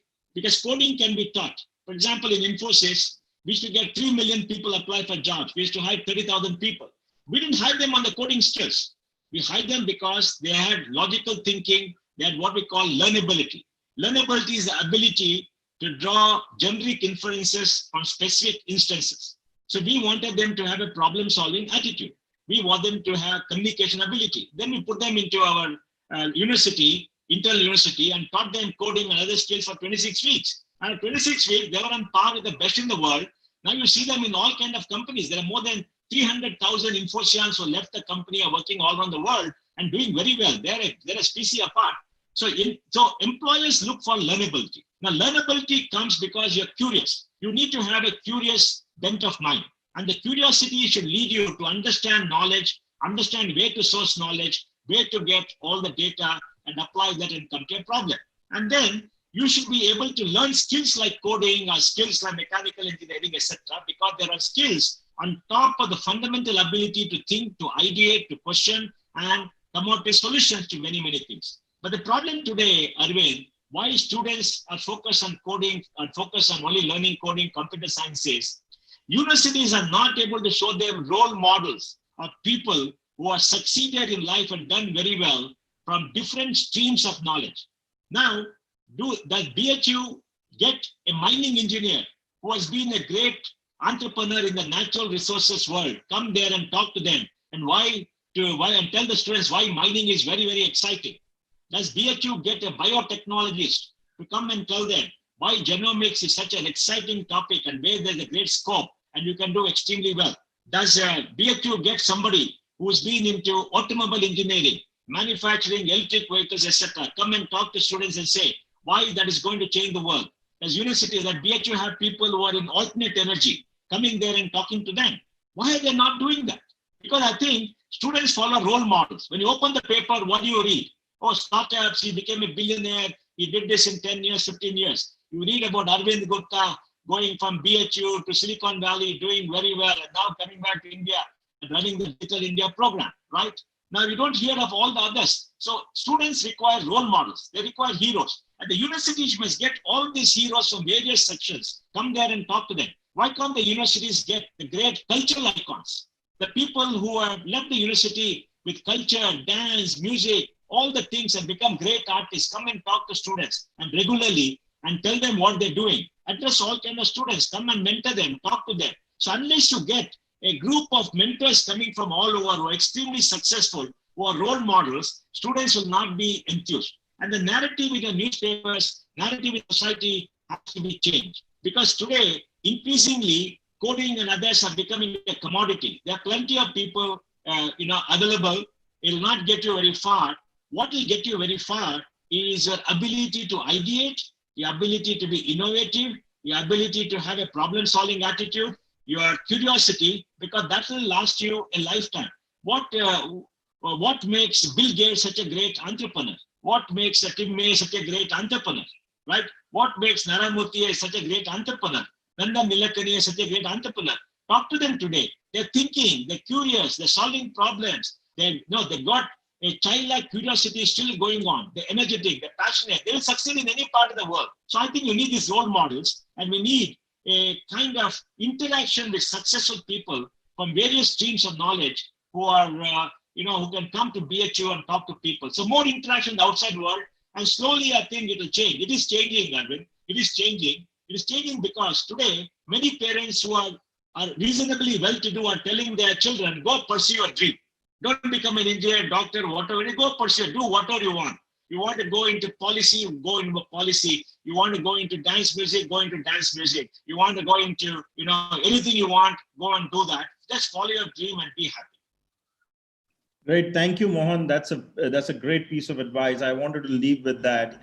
I also wanted to share with you, which you probably saw in the start of the conversation. We had one of our alumni, Varun Grover, on the call, and Varun interacted with the latest batch of students. Varun is a renowned lyricist, film, script writer, and fairly successful in his part of the world in Bollywood. So, this is the great thing about IIT BHU. Being in the campus, you, for a variety of reasons, you end up going to the other side of campus, the non-engineering side of campus, and you interact with the cultural side, the social side, and the art side. So thank you, Mohan, for a very, very invigorating last 30 minutes. I hand over to Sanjeev Nekho, who's the Vice President of the association. Sanjeev is going to lead the Q&A. There's a lot of questions that are coming up. Sanjeev is going to ask you the questions. I am here also on the conversation, and Sanjeev, over to you, please. Thank you, Arvind. Thank you, Mohandas Pai. It was a great conversation so far. A lot of good ideas. So, a couple of good questions which have come out. Interesting questions. The first thing is how to make engineering students more relevant for industry, and how to build that industrial experience at the bachelor level. This is one question which is really coming out in a very big way. So, if I could get some perspective from you. Yeah, okay. Sanjeev, my view is very simple. 40 to 50% has a teaching has to be on projects, on the application of knowledge, because engineering is all about application, it's not theory. Why don't you tell the students, go do projects in the first year itself, go to the mechanical shop and create a vehicle, right? Go to the lab and do something, do some tinkering, right?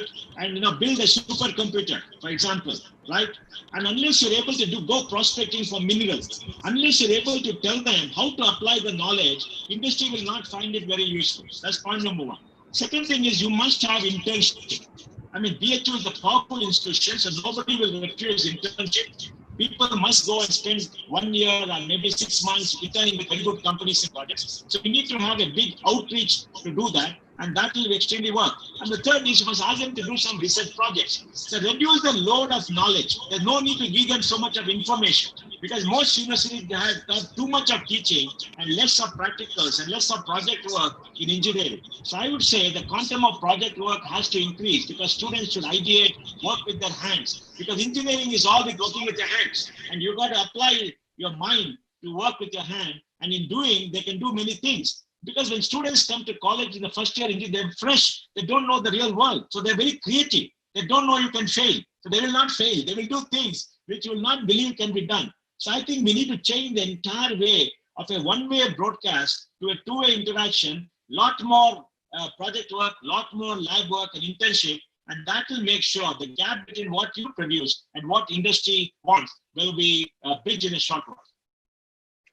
Thank you, Mr. Pai. It was really very, very nice answer. And I would like to just ask one more question, because we are running short of time. Other questions, maybe we will sort of send you by mail if you don't mind.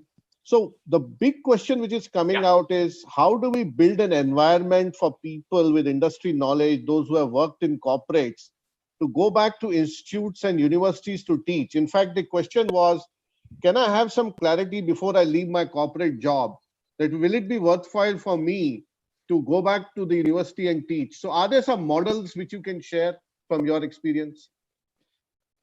Yeah, there are very many models. One is getting adjunct faculty. Adjunct faculty means people with industry experience can come and spend maybe 15 days a year taking one course, one semester, etc. You have the ISB, right? ISB is a different kind of model, but they have the same model that people come on a sabbatical.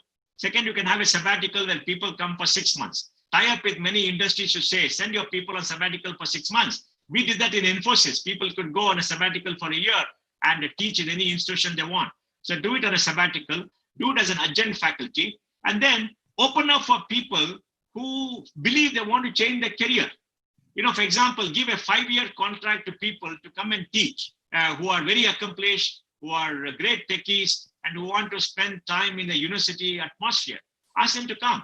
And I think, you should just open up, advertise, and say, these are some things you can come and apply. We'll give you a 5-year contract. Don't make them permanent faculty. Give them a 5-year contract. So they know for 5 years they are there. And the last point is, once you have industry academia interaction and you do joint research, there'll be many people in industry who want to come and work with you in the university on research. So it's an outreach program that you have to do in a slow way. I do believe that in engineering and in management and many other areas, 25% of faculty should be adjunct faculty who come from industry, and put them on your academic council. So they give the inputs of what is required from industry. Now the interaction has to come.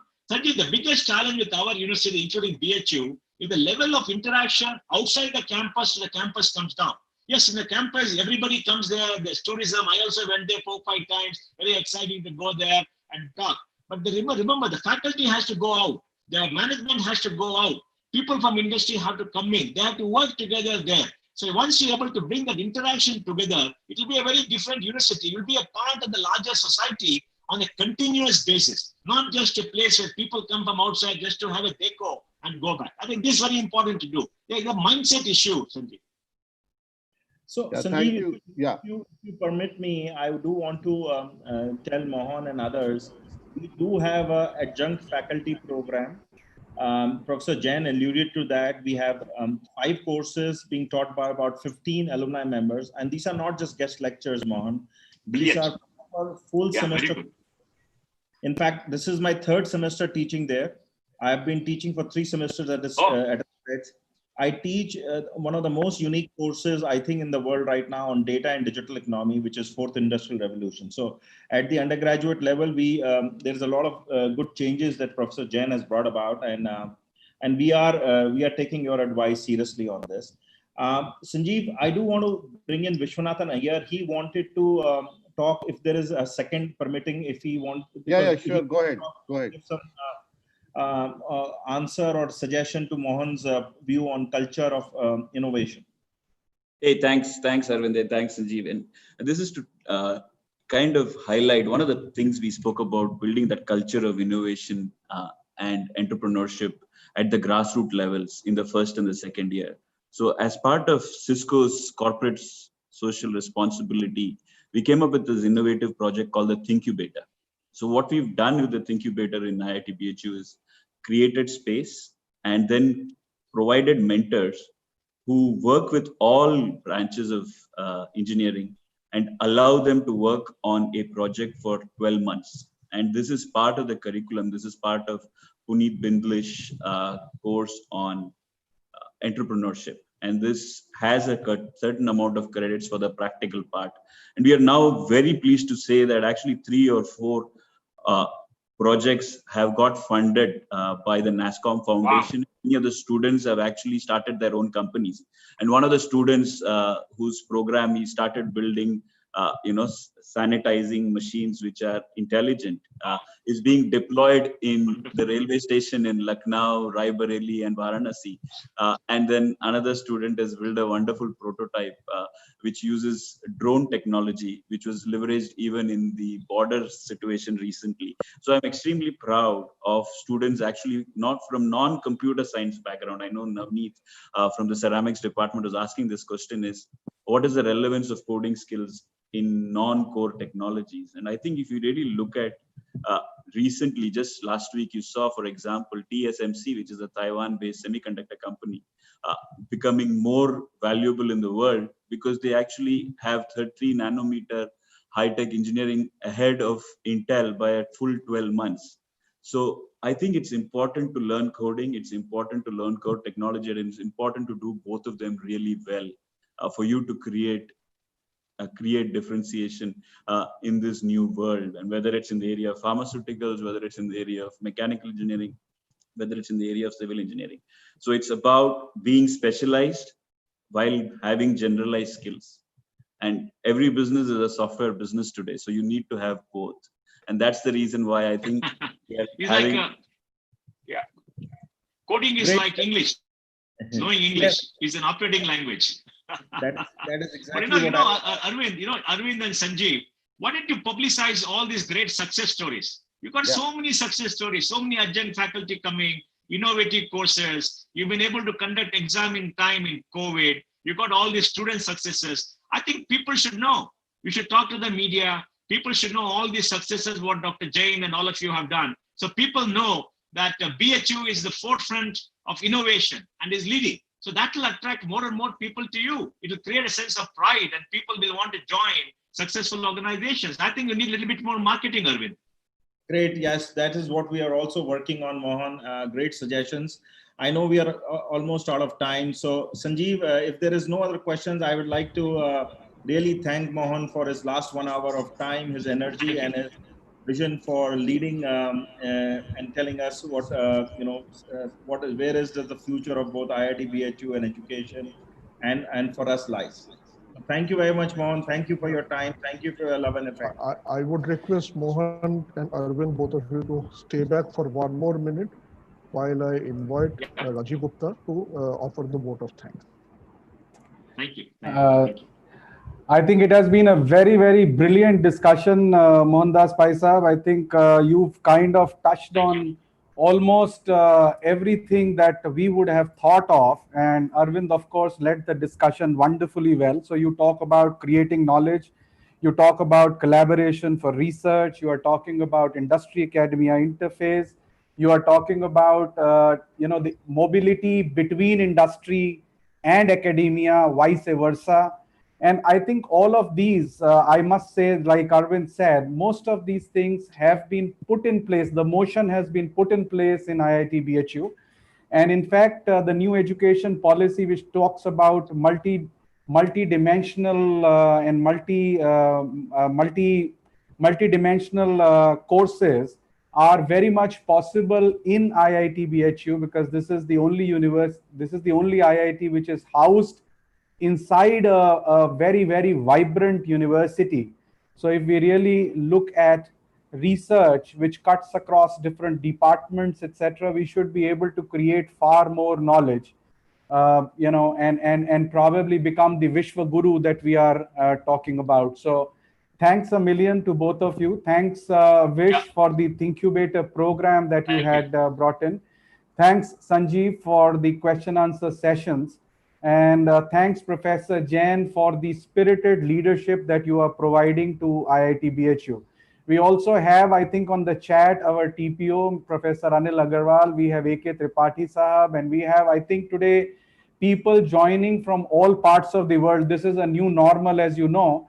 We used to have this AGM in a conference hall with a glittering function, where we used to think we have done a great job by getting 200, 300 people in. For this program, we had about 600 registrations, and this is being live streamed to maybe more than 10,000 people across the world. So, so that's the kind of new change that has happened. And for this, we require new thinking. And I think for education also, we require a lot of new thinking, because, when we set up to think, we at times go back to the same models. So, we need a very, very new creative thinking for taking education to the next level. And I think we need leaders like you who have a different kind of vision for education to make this happen. So thank you all for your time, energy, and all the good advice that you have given to all of us. I think all the alumni and students would be listening to all of this and take away something from here. Thank you so much. Thank you. Right. Thank you very much, Mohan and Arvind, for a very, very scintillating session. Right now, we are moving over to the next part of the program. Right, I would request Mr. Sanjay Sinha, Director IMR, who also happens to be our platinum sponsor, to say a few words. What can I say? I think it has been a great event so far, with all the pre-event session coordinated by the batch of 2020 with their excellent questions, involvement with the alumni, and the future prospects of involvement with the alumni as well. And thereafter, the excellent session with Mr. Mohandas Pai and Mr. Arvind Gupta. That was very informative, very, very scintillating, as somebody used the term.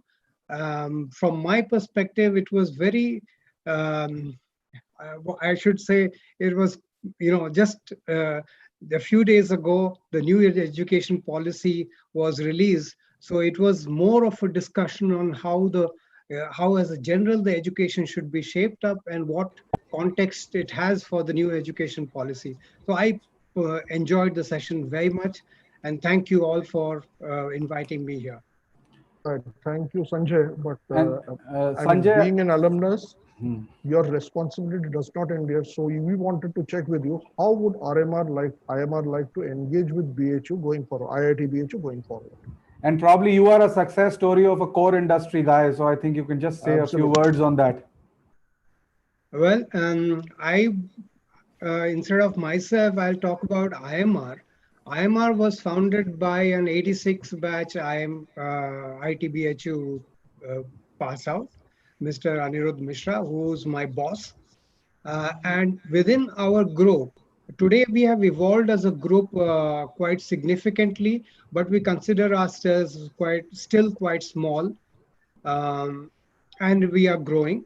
Although Mr. Mishra, myself, are both from the civil field, civil engineering we did, but the field of business of this company is into metals and mining.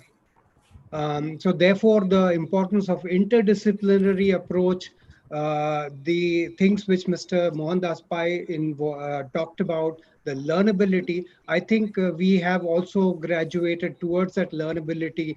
We have kept our eyes and ears open to adapting more, growing more, learning more as we grow into our business.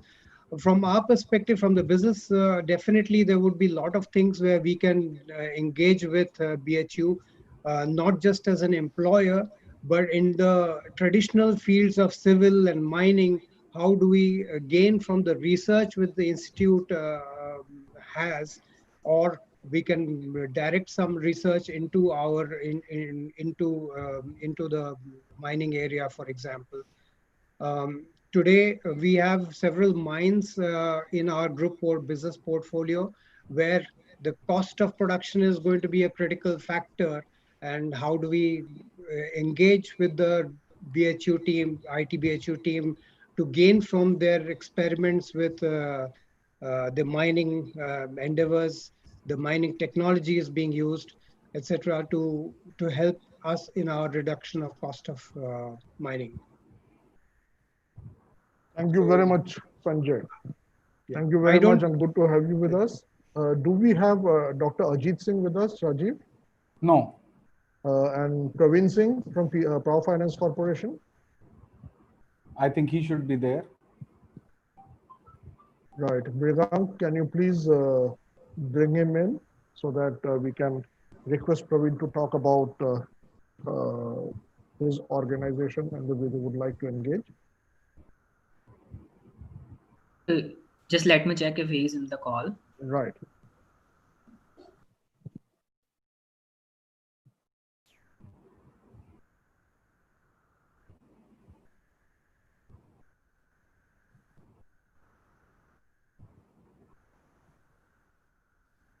So Praveen is not there, Devashish. We can move ahead. I think we can move on. Huh?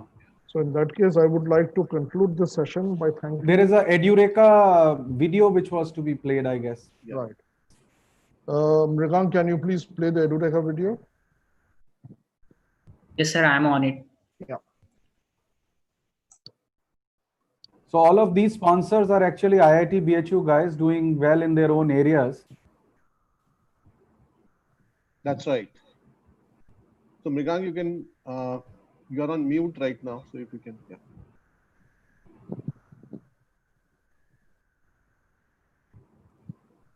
And we also had, I think, a presentation from IMR, if that can be We invite you to dream with us. Dream that you can really learn at your convenience. Dream that you can have all the knowledge at one click. Now imagine you have a great partner, someone who has extraordinary track record in learning, someone who'd go the extra mile to make things happen. We make your dreams a reality.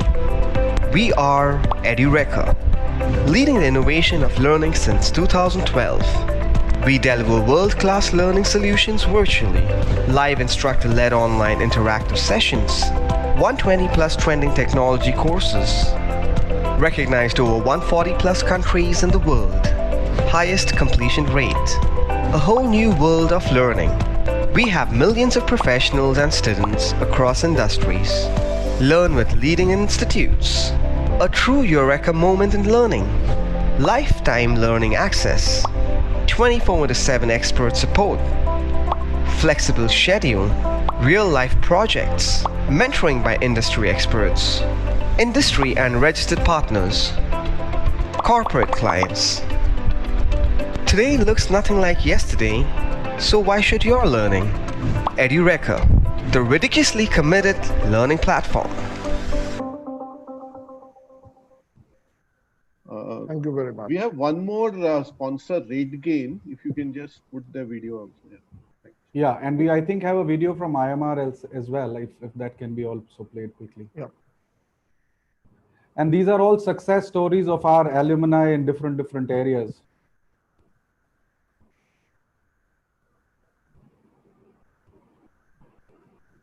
Every journey fulfills a promise. The promise of love, the promise of care, the promise of success. But the most important promise of them all is keeping the promise of safety when you travel. And it starts with the promise to protect yourself by staying at home when coming back from traveling abroad, maintaining social distance whenever you're outdoors, covering your cough or sneeze with a tissue, and disposing of the tissue safely, and washing your hands often with soap and water for 20 seconds, and the promise to stay connected by making sure your friends and family are always up to speed on your health. And lastly, the promise to put a smile. For everyone in travel and hospitality, your health and comfort are our top priority. So reach out to hotels, airlines, and any other travel provider to understand the precautions taken to ensure your safety. Keep every promise and stay safe for a better tomorrow.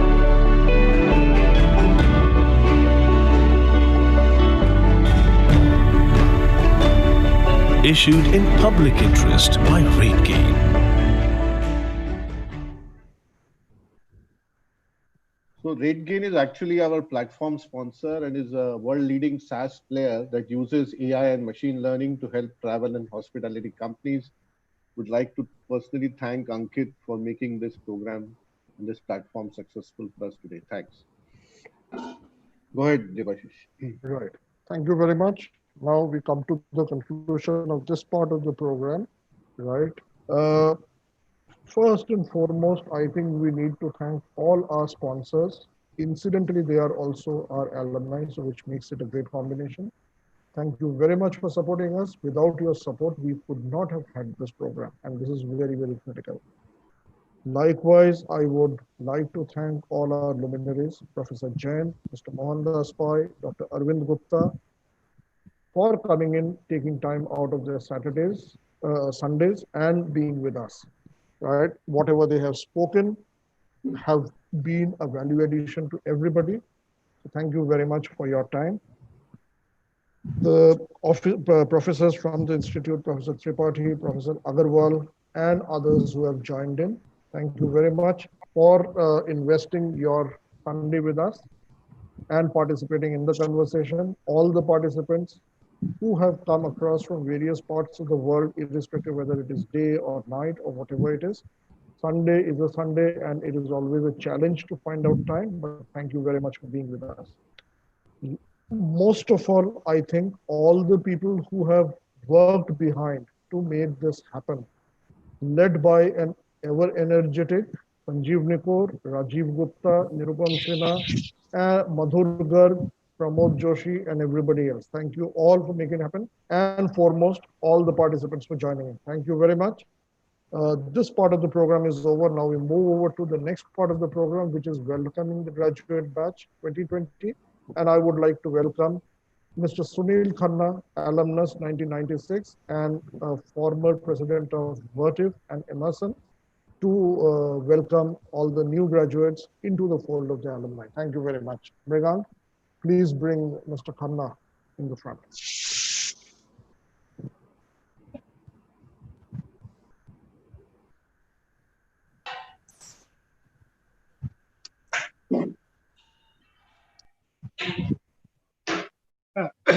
Good day, everyone. Welcome, batch of 2020. I know you have passed through a very challenging time, sudden disruption in educational system from the third week of March. And thanks to all of you, you have passed through the challenge. I know some of you have, the job offers for some of you have been delayed, some have been canceled.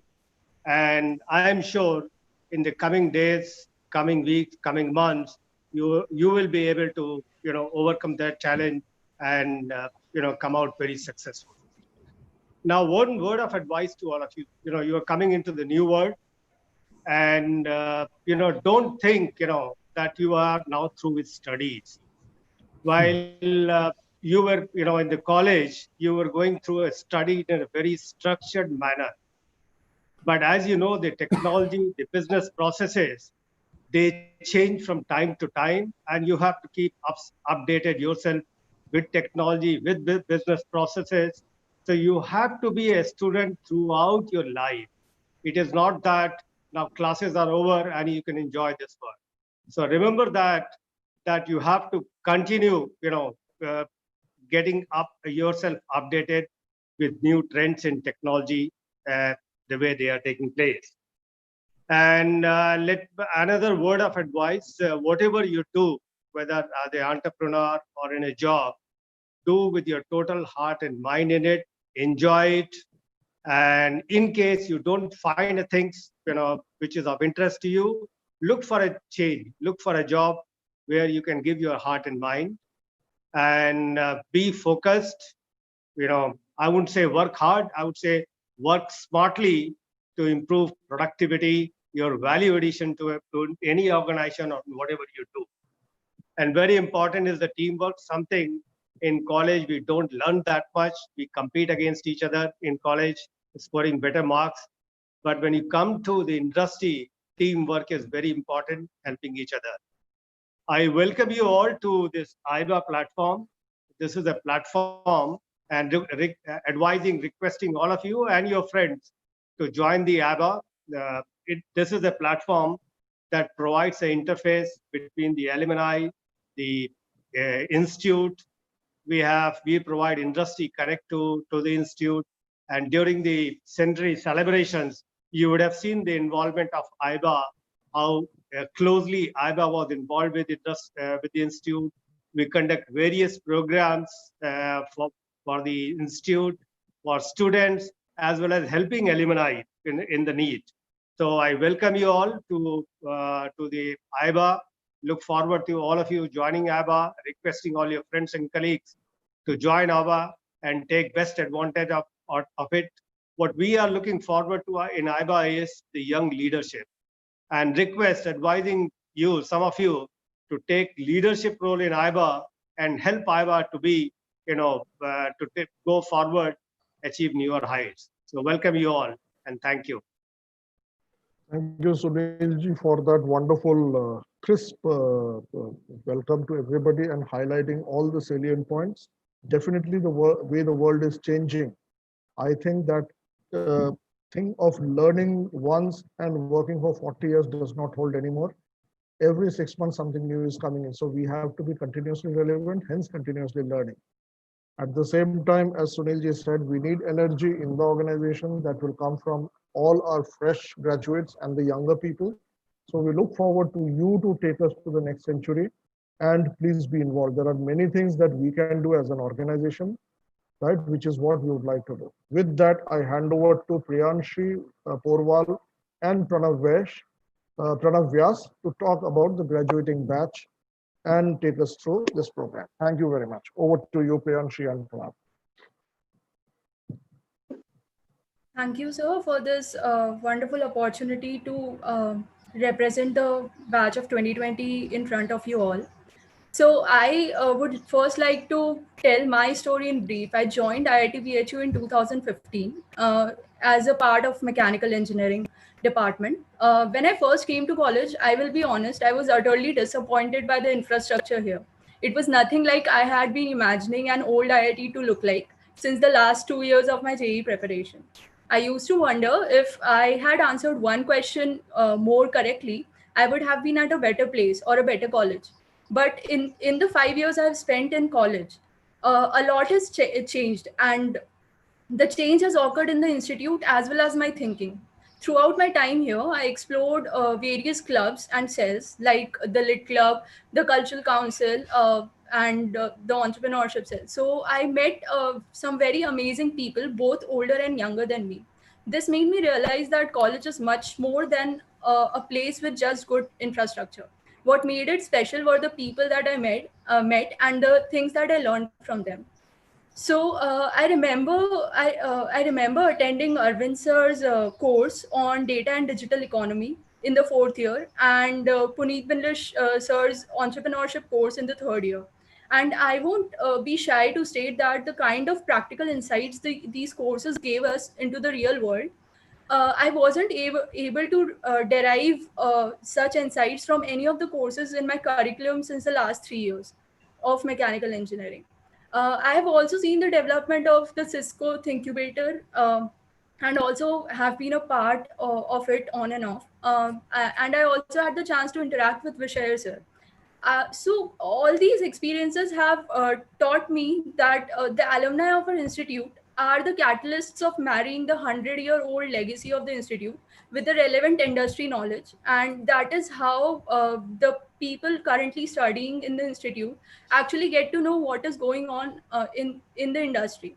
So as I shift my roles from being a student and to being an alumni, I would like to contribute and collaborate with the current students to bring more industry exposure in the curriculum of the institute.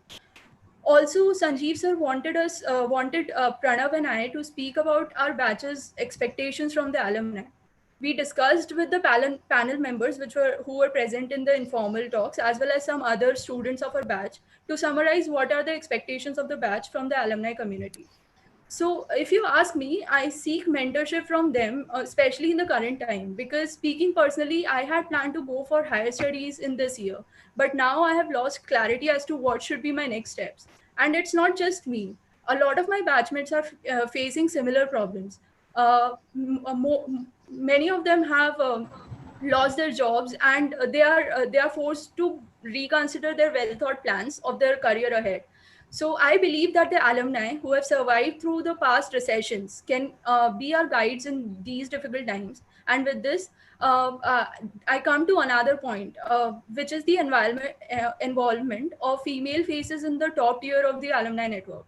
As an entrepreneurship enthusiast myself, I always made male CEOs as my ideals, and always ended up getting lost, because what I realized over the years is that the variables for female business participants are really different from male participants. So it took me a while to realize that I need to draw my motivation from women business leaders. So it would be a great thing to promote the involvement of female alumni in these kind of sessions.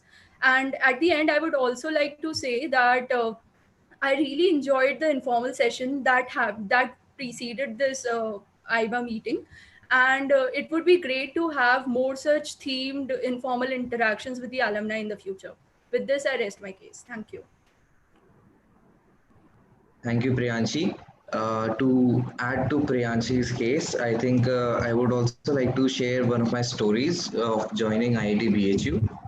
Back in 2015, when I was in the midst of JE counseling, choosing which college to join, from the different options that I was given, IIT BHU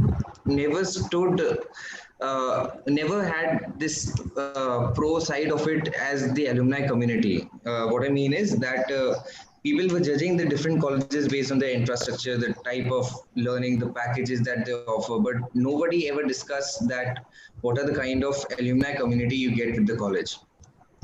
Being a 100-year-old institution, of course, I understood the importance. I fortunately or coincidentally happened to be the third generation from my family who's in IIT in BHU.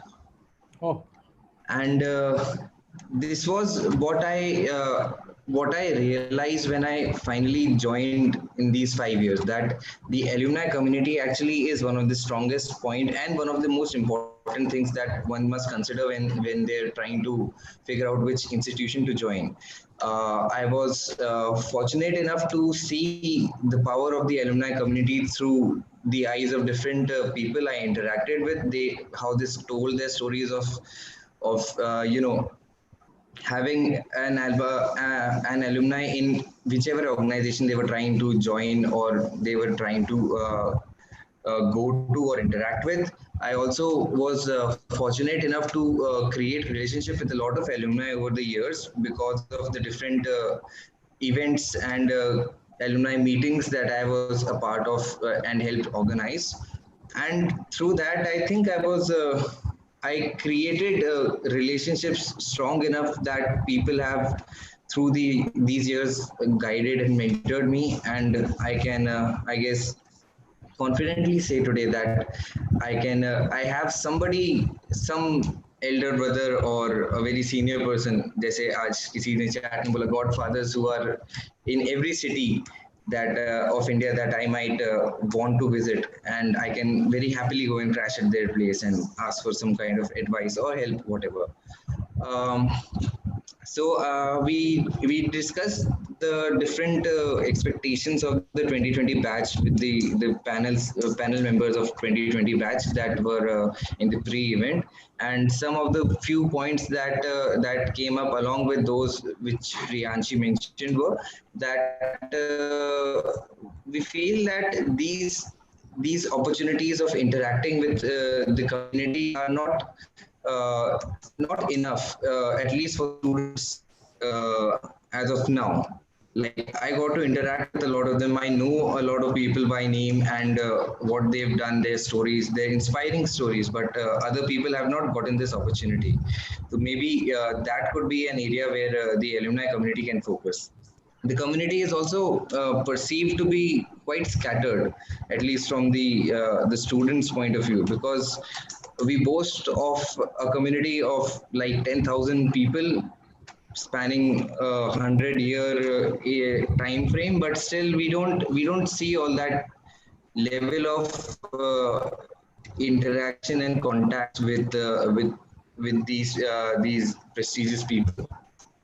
Also, like Priyanshi mentioned, I think the batch of 2020 gives more importance to actions and practical knowledge of the industry and the world out there, which I think was the best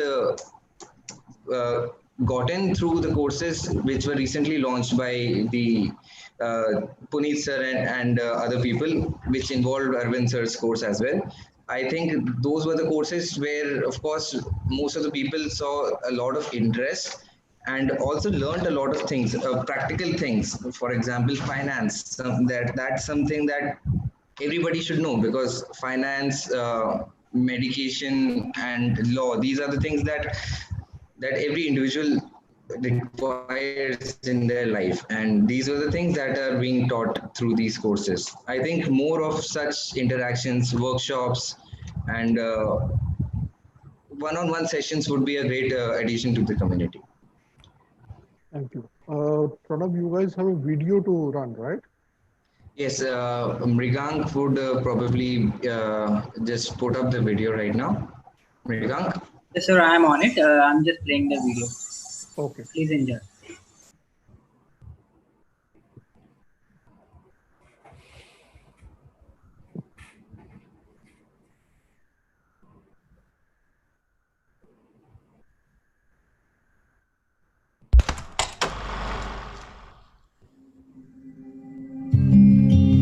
The best days of life, यानी कि जिंदगी के सबसे अच्छे दिन।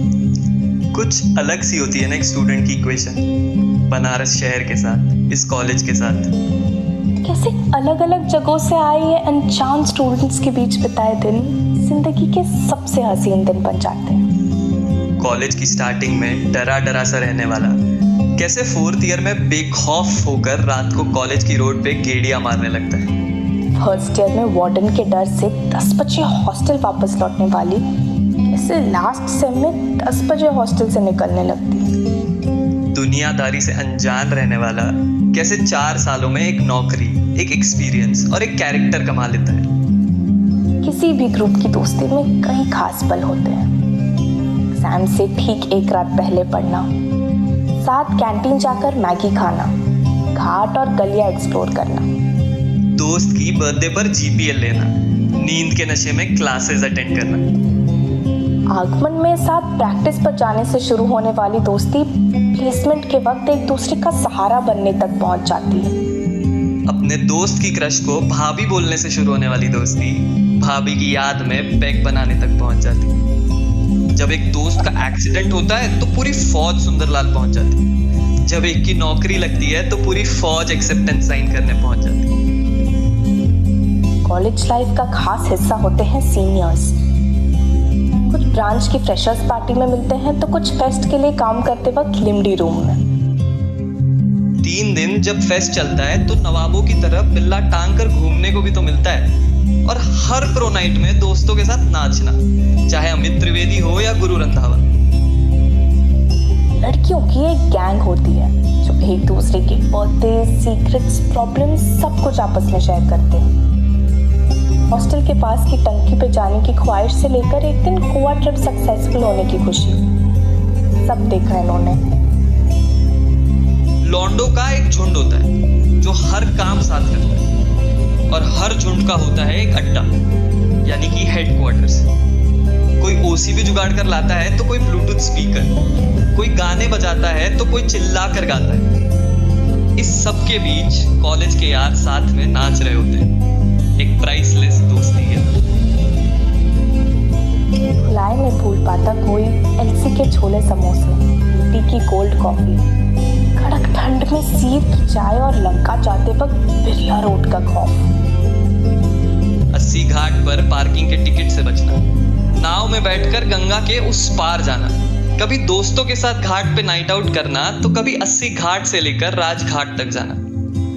Saturdays को कभी सत्कार तो कभी शाह जाना, 10 बजे एक्ची बंद होने से पहले सिंग्स डिलाइट से भागना, लखनिया दरी जाना, काशी चाट भंडार और राम भंडार जाना, बनारसी पान खाना, ध्रुपद मेले में और दुर्गा पूजा में जाना, शिवरात्रि पे भोले का प्रसाद चखना, एग्री ग्राउंड्स में साथ बैठना और बस चिल करना। जो भी करना दिल से करना, दोस्तों के साथ करना। ऐसे घाट, ऐसे दोस्त और ऐसी कॉलेज लाइफ, बस यही सब तो चाहिए थे। यादों के इस मेमोयर को, the best days of life को।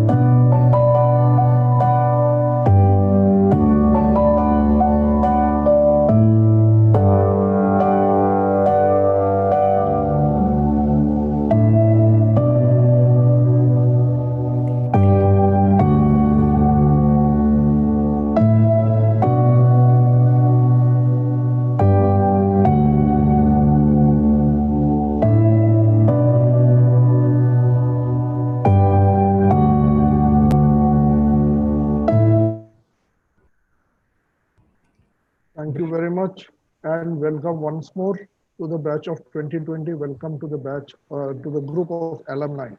Right, I was remembering my days, which was almost about 40 years back. Nothing has changed. Nothing has changed, except maybe the nature of the food that we used to have.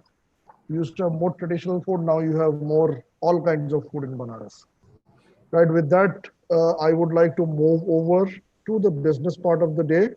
Right. And before I start, I would like to tell everybody who have posted questions that we will go through the questions and send you a reply. For paucity of time, we could not have a live question answer session. Right. Over to Rajiv. Please welcome the general body to the general body meeting, and then we'll start our business hours. Thank you, Debashish ji. I think we have sort of integrated 3 programs into this one program, starting from the bash and then the fireside chat and then the welcome to the 2020 batch and then the AGM. So actually 4 of them. So we have already welcomed everybody, but I would once again formally welcome all the annual general body meeting, all the general body people to this alumni meet. First of all, let me say that, this video and the interaction with the students has been very, very nostalgic. So let me thank, first of all, Priyanshi, Pranav, Malani, Mrigank, all the Riya, all those who were kind of involved in this event. And when we say learning is lifelong, I think we have learned quite a bit in the process of hosting this event with you guys. So thank you so much for all the support and all the learning that you gave us in terms of all the Zoom webinar, etc. Apart from this, I think the only thing that I'm missing today in this welcome is that there are a lot of stalwarts who are there in this meeting, and somehow we are not able to bring them up here in front. But we have some old people, very distinguished people like Onkar Gupta ji, Rakesh Bhatia, Nitin Malhotra, Pramod Joshi ji, Gunaseelan. I mean, the list goes Mr. on. Kohli, Mr. S.S. Kohli, Mr. Deepak Pawar. Deepak Pava, all of them are here, and some of you who do not know them, I think Mr. Kohli is the ex-PNB chairman. Rahul Bhatia, Rakesh Bhatia ji was with New Holland. He was the CEO New Holland. Onkar Gupta ji was the deputy managing director of Lurgi. Nitin Malhotra ji, of course, everybody knows in Banaras. He's the big man of Banaras, part of the board of governors, etc. We have Gunaseelan who runs DMT. But if I run through the list, it will take me probably an hour to run through the list. All the people around are very, very distinguished people. All that I can say is that, my association with the alumni, which started at the age of about 30 years, when we started this association with Debashish ji, Arvind, and everybody else, has been a wonderful journey. The Alum movement, interestingly, was not there till that time. Alumni movement. Debashish is looking at me when I said Alum, and he said it is Fitkari, so I have to correct myself. Alumni movement started around that time, and it has reached a level where we have been having these wonderful networking sessions all over the world. And I must say that, all this is required if you wish the alumni to get together and do something for the institute, because the bond has to continue. The formation of the bond is a must. So I guess this is what we have been able to achieve for all these years. And there is a lot of work that the Alumni Association has done. I would not enumerate it, but some of the major things that happened is the IT to IIT conversion, the Wi-Fiing of the hostels. We gave, I think, a computing facility to IIT BHU, which is why today IIT BHU is one of the biggest computing facilities within the IITs. We are now, working on the industry academia interface. We are talking about to various companies for joint research. And I think we have a very, very dynamic leader in Professor Jain, who's taking some of these things forward. I must also say that all your professors are very, very brilliant people. We have all learned a lot from them. And even today, we are learning a lot of life from them. Believe me, we have in the Alumni Association, Professor Dhar, who's probably, today he's about 75, and we are still learning nuggets of wisdom from each one of them. So I would just like to add on to what Priyanshi and Pranav said, that it's not only the adjunct faculty. Of course, they bring in a lot of new experience, etc. But it is your core faculty also, which is of great and equal importance for your journey in life. Keep your relationships with all of them intact, and you will realize it later in your life how all these things come together. So with these we would also now, we heard about a lot about students wanting to get mentorship, etc. We are coming up very soon with a platform called Elma Shine, where we will be having this mentoring facility available. See, we have on both sides, on the demand side and on the supply side, we have people. We are having lots of people who are ready to mentor. And even the most successful and the most difficult to get people otherwise come forward when it comes to mentoring of students. I have seen this in my 20 years of journey. I have interacted with people with who are 40, 50 years elder to me, and every time I have reached up to them, we have a patron list which has people like Uday Shankar Avasthi ji. We have people like Mahinder Kumar Modi, Dr. R.P. Singh. These are all real great names in the Indian industry. Mr. Mohandas Pai talked about Mr. Mani, who had come up, as a normal person to the institute. And today, I don't know how many of you know, but the Reva car that you see, which has now become a Mahindra electric car, comes from the Mani stable. I mean, it's basically Sudarshan Mani Sahab and his son who brought this to. So there are umpteen number of people, and in my own 20 years, I think I have gone across to more than 200, 300 such people who I know them absolutely personally, and they have always been there. So I'm sure if they were there with us, they are going to be there with all of you, provided you are able to reach out to them. You see, it's even if you have to get on to something, you have to win a lottery ticket, you at least have to buy a lottery ticket. I mean, if you have to get a lottery, you have to at least buy the ticket. So the students have to come up in their own way to kind of come and interact with the alumni. The platform will provide the opportunity to do that. We will be inducting more and more people on the adjunct faculty, etc., as Professor Jain said. So with these few words, I think once again, I would welcome everybody. We have a very short time left, I think, so we have some business to conduct. So over to Devashish for that. Thank you very much, Rajiv. And I will not waste further time. Let me invite our secretary, Mr. Madhur Garg, to present the annual report of 2019-20. Just one bit of clarification that I would like to provide is that there has been a change of committee, which is why the current committee is presenting the report which was to have been presented by the last committee. Thanks to COVID, we have moved beyond the event, right? However, the previous secretary and the previous treasurer would be available to answer questions. Madhur, over to you for your presentation. So the secretary report, yeah. So respected senior members. Madhur, you need to speak loudly. Okay, just. And before Madhur speaks, I mean, and just to add to what Debashish ji said, I think we had the previous committee, which had the Vice President Madhup Garg, Secretary Rashi Agarwal, Treasurer Punit Kumar, and governing body, which had Ajay Kumar, Aman Gupta, Arvind Gupta, Asim Thakurta, Devashish, Madhur, Manu Goyal, Navneet Singh, Onkar Gupta, Punit Bindlesh, Raghav Vahi, Rakesh Kumar, Ramendra Verma, Samir Nigam, Sunil Khanna, Tekken Gunasilan, Vaibhav Saxena has been, there was an election that had happened, and there are new members which are there, which I will read out for everybody is this thing. The patron is Mr. U.S. Avasthi, remains to be so. Mr. M.K. Modi, he remains to be there. Dr. R.P. Singh remains to be there. We have permanent invitees, Dr. Professor B.B. Dhar, Dr. Deepak Pava, Mr. Deepak Pava, who were already there. We have a special invitee in Manoj Sinha, who remains to be there. The president is still the same, fortunately, unfortunately, Rajiv Gupta. The others have changed. Vice President is Sanjeev Nikor, a very, very energetic person who was Tech Mahindra president, and he is now kind of taken over the reins.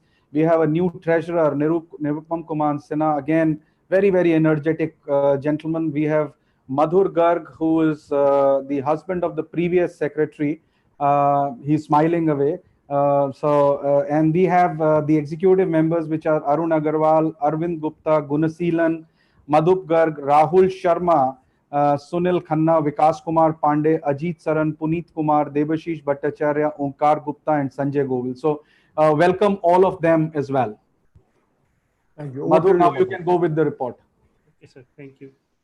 So, respected senior members of association, president, vice president, and other governing body members, I am honored to presenting the annual report. Madhur, you are not audible. Please speak loudly. Okay, sir. Am I audible now? Yes. Better. Yeah. Okay. So this is our 18th AGM, and the year on by has been eventful period for us. We have been able to have multiple gathering of our alumni during this period. So here are the list of events that we conducted. Delhi NCR IIT BHU Alumni Connect program was organized on 7th July by association in collaboration with SAC. The objective of the meet was to provide a platform to recent graduate to join alumni network, to meet and guide the interning students to help them establish greater engagement with the alumni community. and nearly 80 students participated in the meeting. And another one was we partnered with the Madan Mohan Malviya Mission to organize a panel discussion on occasion of Teachers' Day at Malviya Bhavan, Smriti Bhavan, New Delhi. And topic of this was role of higher education in building of new India. The panel discussion include prominent personalities like Professor P.K. Jain, our director, Professor Pankaj Chandra, Vice Chancellor, Ahmedabad University, Mr. Sanjeev Big Bikhchandani, Chandani. Chandani, Trustee, Ashoka University, Mr. Manish Gupta, Promoter, JIMS University, Mr. Pankaj Gupta, President and Vice Chancellor, IHMR University, Professor Dinesh Kumar Agarwal, Vice Chancellor, JC Bose University of Science and Technology, Mr. R.P. Singh, Secretary General, QCI, and Mr. Deepak Paha, CMD, Brian Air Group. Then we organized the dinner, annual dinner on 8th December as Constitutional Club, New Delhi. Around 200 alumni with their families enthusiastically participated in the event. The highlight of the event was live musical performance by Miss Rashmi Agarwal. During this, we distributed the prize for quizzes, games, and their early uh, participation gifts were given. And other than that, mementos for IIT BHU branded caps and cups were also distributed in the event. AIBA officer bearers Mr. Rajiv Gupta, Mr. Madhubgar, Mr. Debashish Bhattacharya, Mr. Navneet Singh, Mr. Sunil Khanna visited the institute at various occasions and met deans to discuss future plans initiatives that can be jointly addressed by the alumni community. We look forward for your support and participation in future endeavors. Thank you. We also had the awards function in May last year. So same time the AGM, yes, sir. All right.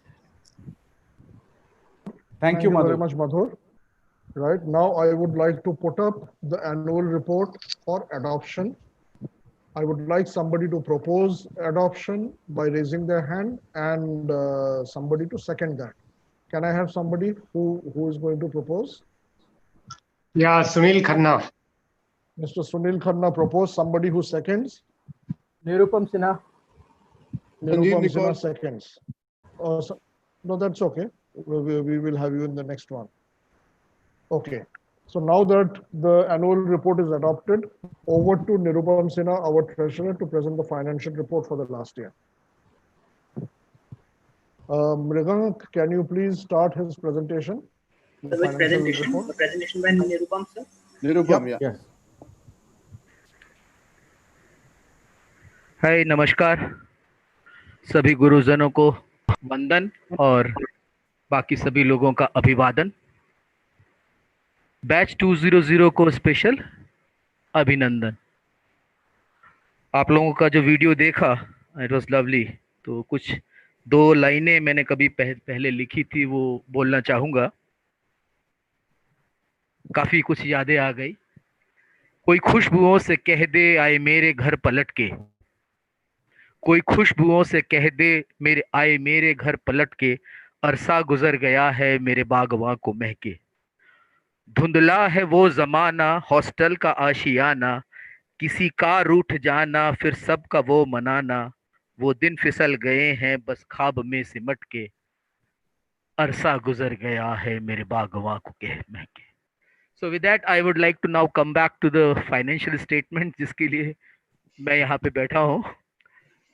So this statement is being made along with Puneet Kumar, the previous treasurer, and I will be presenting the balance sheet and income and expense statement for the previous year, as well as some of the budget requirements. So let's come back with the activities and the events which were organized in 2019 and 20. Madhur Garg had already briefed you on all those activities. The first activity was 17th annual general body meeting, which was held at PhD chambers. Then there was a Delhi NCR IIT BHU Alumni Connect program. Third was panel discussions on Teachers' Day at Malviya Smriti Bhavan with Mahamana Pandit Madan Mohan Malviya Mission. And the last one was annual dinner on 8 December. at Constitution Club, where there was a lot of award ceremony, etc., also happening. We also have with us Harishankar ji from Malviya Smriti Bhavan. Welcome, sir. Now I come to balance sheet in terms of expenses and the corpus which we have right now. The balance sheet as it stands today is at around about 27.8 lakhs of the corpus, the majority of which is in banks, and there is a small sum of 1.25 lakhs due from the debtors, and a very small liability of less than 10k. This balance sheet, if you have a look at it, gives us good opportunity and base to begin with, and we can have some activities going on. And we will need to have more contributions for the kind of activities which we have planned. Sanjeev Nikorji will tell you about our ambitious plans, what we have, and we will definitely require many more funds, much more funds. Now come back to the income expense statements of the last fiscal year. We had a shortfall of approximately around about 74,000, but this is something very remarkable about the whole expenditure during the entire events was around about 14 lakhs, whereas the membership collections and interest were only around about 1.25 lakhs or so, which is not even 10% of the entire expenditure. So if you look at it, we had all the programs done through sponsorships, advertisements, etc. And one thing I would like to mention especially, that no governing body member or an executive member got any expense reimbursed from their side for the kind of travel expenses or any other kind of expenses they had done on their part. The planned works in the future will definitely require much more funds, and we'll look forward to support from all the people, including ourselves as well. Among the major thing which we plan to do right now is GST registration, Section 12A and ATG registration, which will basically pave the way for getting more funds to us. Next.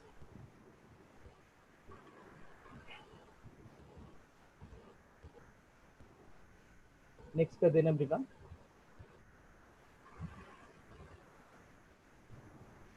So this is the receipt and payment statement. Majorly, most of the people they link themselves to these bank statements, how much has been the spendings and how much has been the earnings. This is the statement which gives us. We started with around about 25 lakhs in the bank on 1st April 2019, and after that, at the end of the year, we have 24.3 lakhs. That's actually the net outflow had exceeded by around about 70,000 rupees. But if you really look at it, around about 2 lakhs had come after the financial year was over from Finalex. So if you really see, we were not lacking in collections actually during the year, though it looks like from the receipts and the payment statement. We would like basically the funds to be used more often and in more activities, which helps us in increasing our own institute branding, visibility, and prominence. Next. So coming back to the future needs, the plannings. As we sit on the beginning of our 2-year term, we find ourselves to be clogged up with the COVID factor also. Some of the activities which we were not able to do probably, and this AGM would have fetched us approximately in terms of sponsorship, much more bigger amount, but we have COVID right now, and we will be living up to that. But our targets are still larger. We are looking at larger goals, bigger goals, and we expect our alumni fraternity to extend their helps, not only from their own contribution, but also from their network, which we can get the CSR funds, and we will be definitely getting along with the Section 12 and Section 80G compliance, so that it would be easier for us to get the CSR funds. Among the goals which we have set up, Mr. Sanjeev Nikor would be telling more about that. infrastructural improvements, Delhi and Mumbai-based campus and incubation centers, organizing more webinars and summits, helping budding entrepreneurs and students and the other needy, and some social welfare programs. We'll have a lot of them, and the sources of the funds which will be.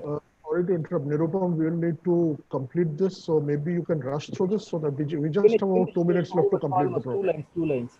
Yeah. So among the source of funds, we'll have membership subscriptions, sponsorship of the events, webinars, etc., advertisements, and then contribution from the Indian industry accelerators. These would be the source of fund. We would like to know more about the fund sources, if there could be other people who could guide and tell us. With that, I end up my presentation, and right. I'm putting up the thank financial report for adoption. Can I have a proposer and a seconder?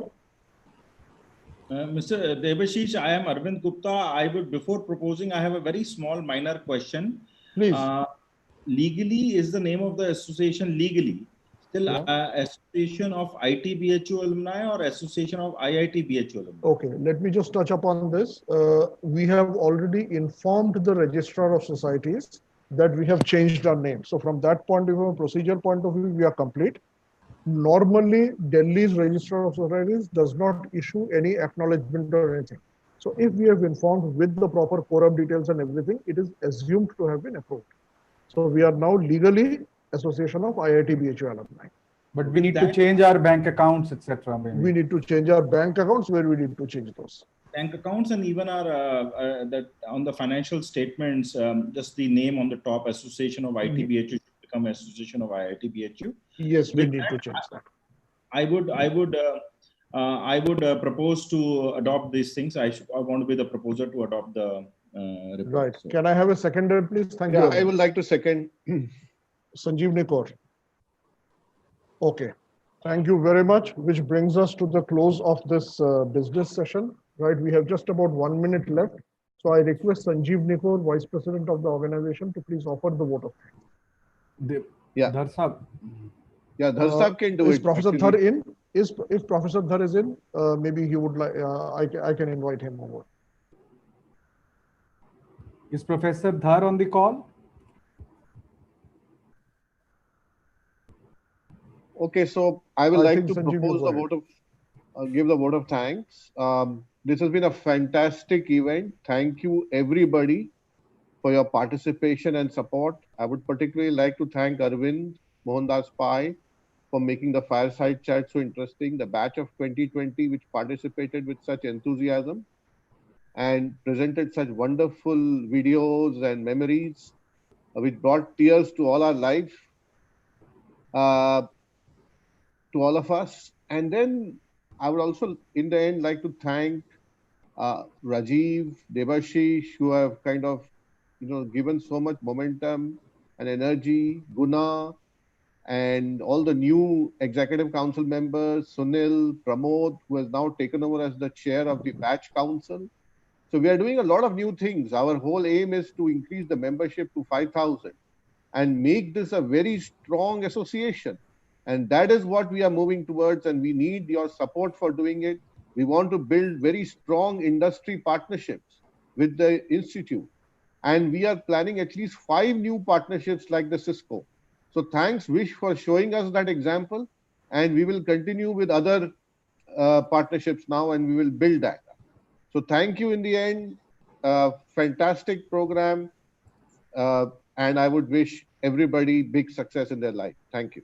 Okay, can I have the last word? Thank you so much, Sanjeev, for leading this new initiative, this webinar. Your energy is very, very infectious. Thank you so much, Sanjeev. Devashish, you wanted to say guys, we come to the close of the event. Thank you very much, everybody. Wonderful event. We'll look forward to the next event, which possibly will be on a similar line this time. Thank you. Have a good day, good weekend to all of you. All right. Thank you so much. Thank you. Thank you, Look guys. Look forward to Thank the you future so series. Yeah. Yeah. Thank you, everyone. Thank you.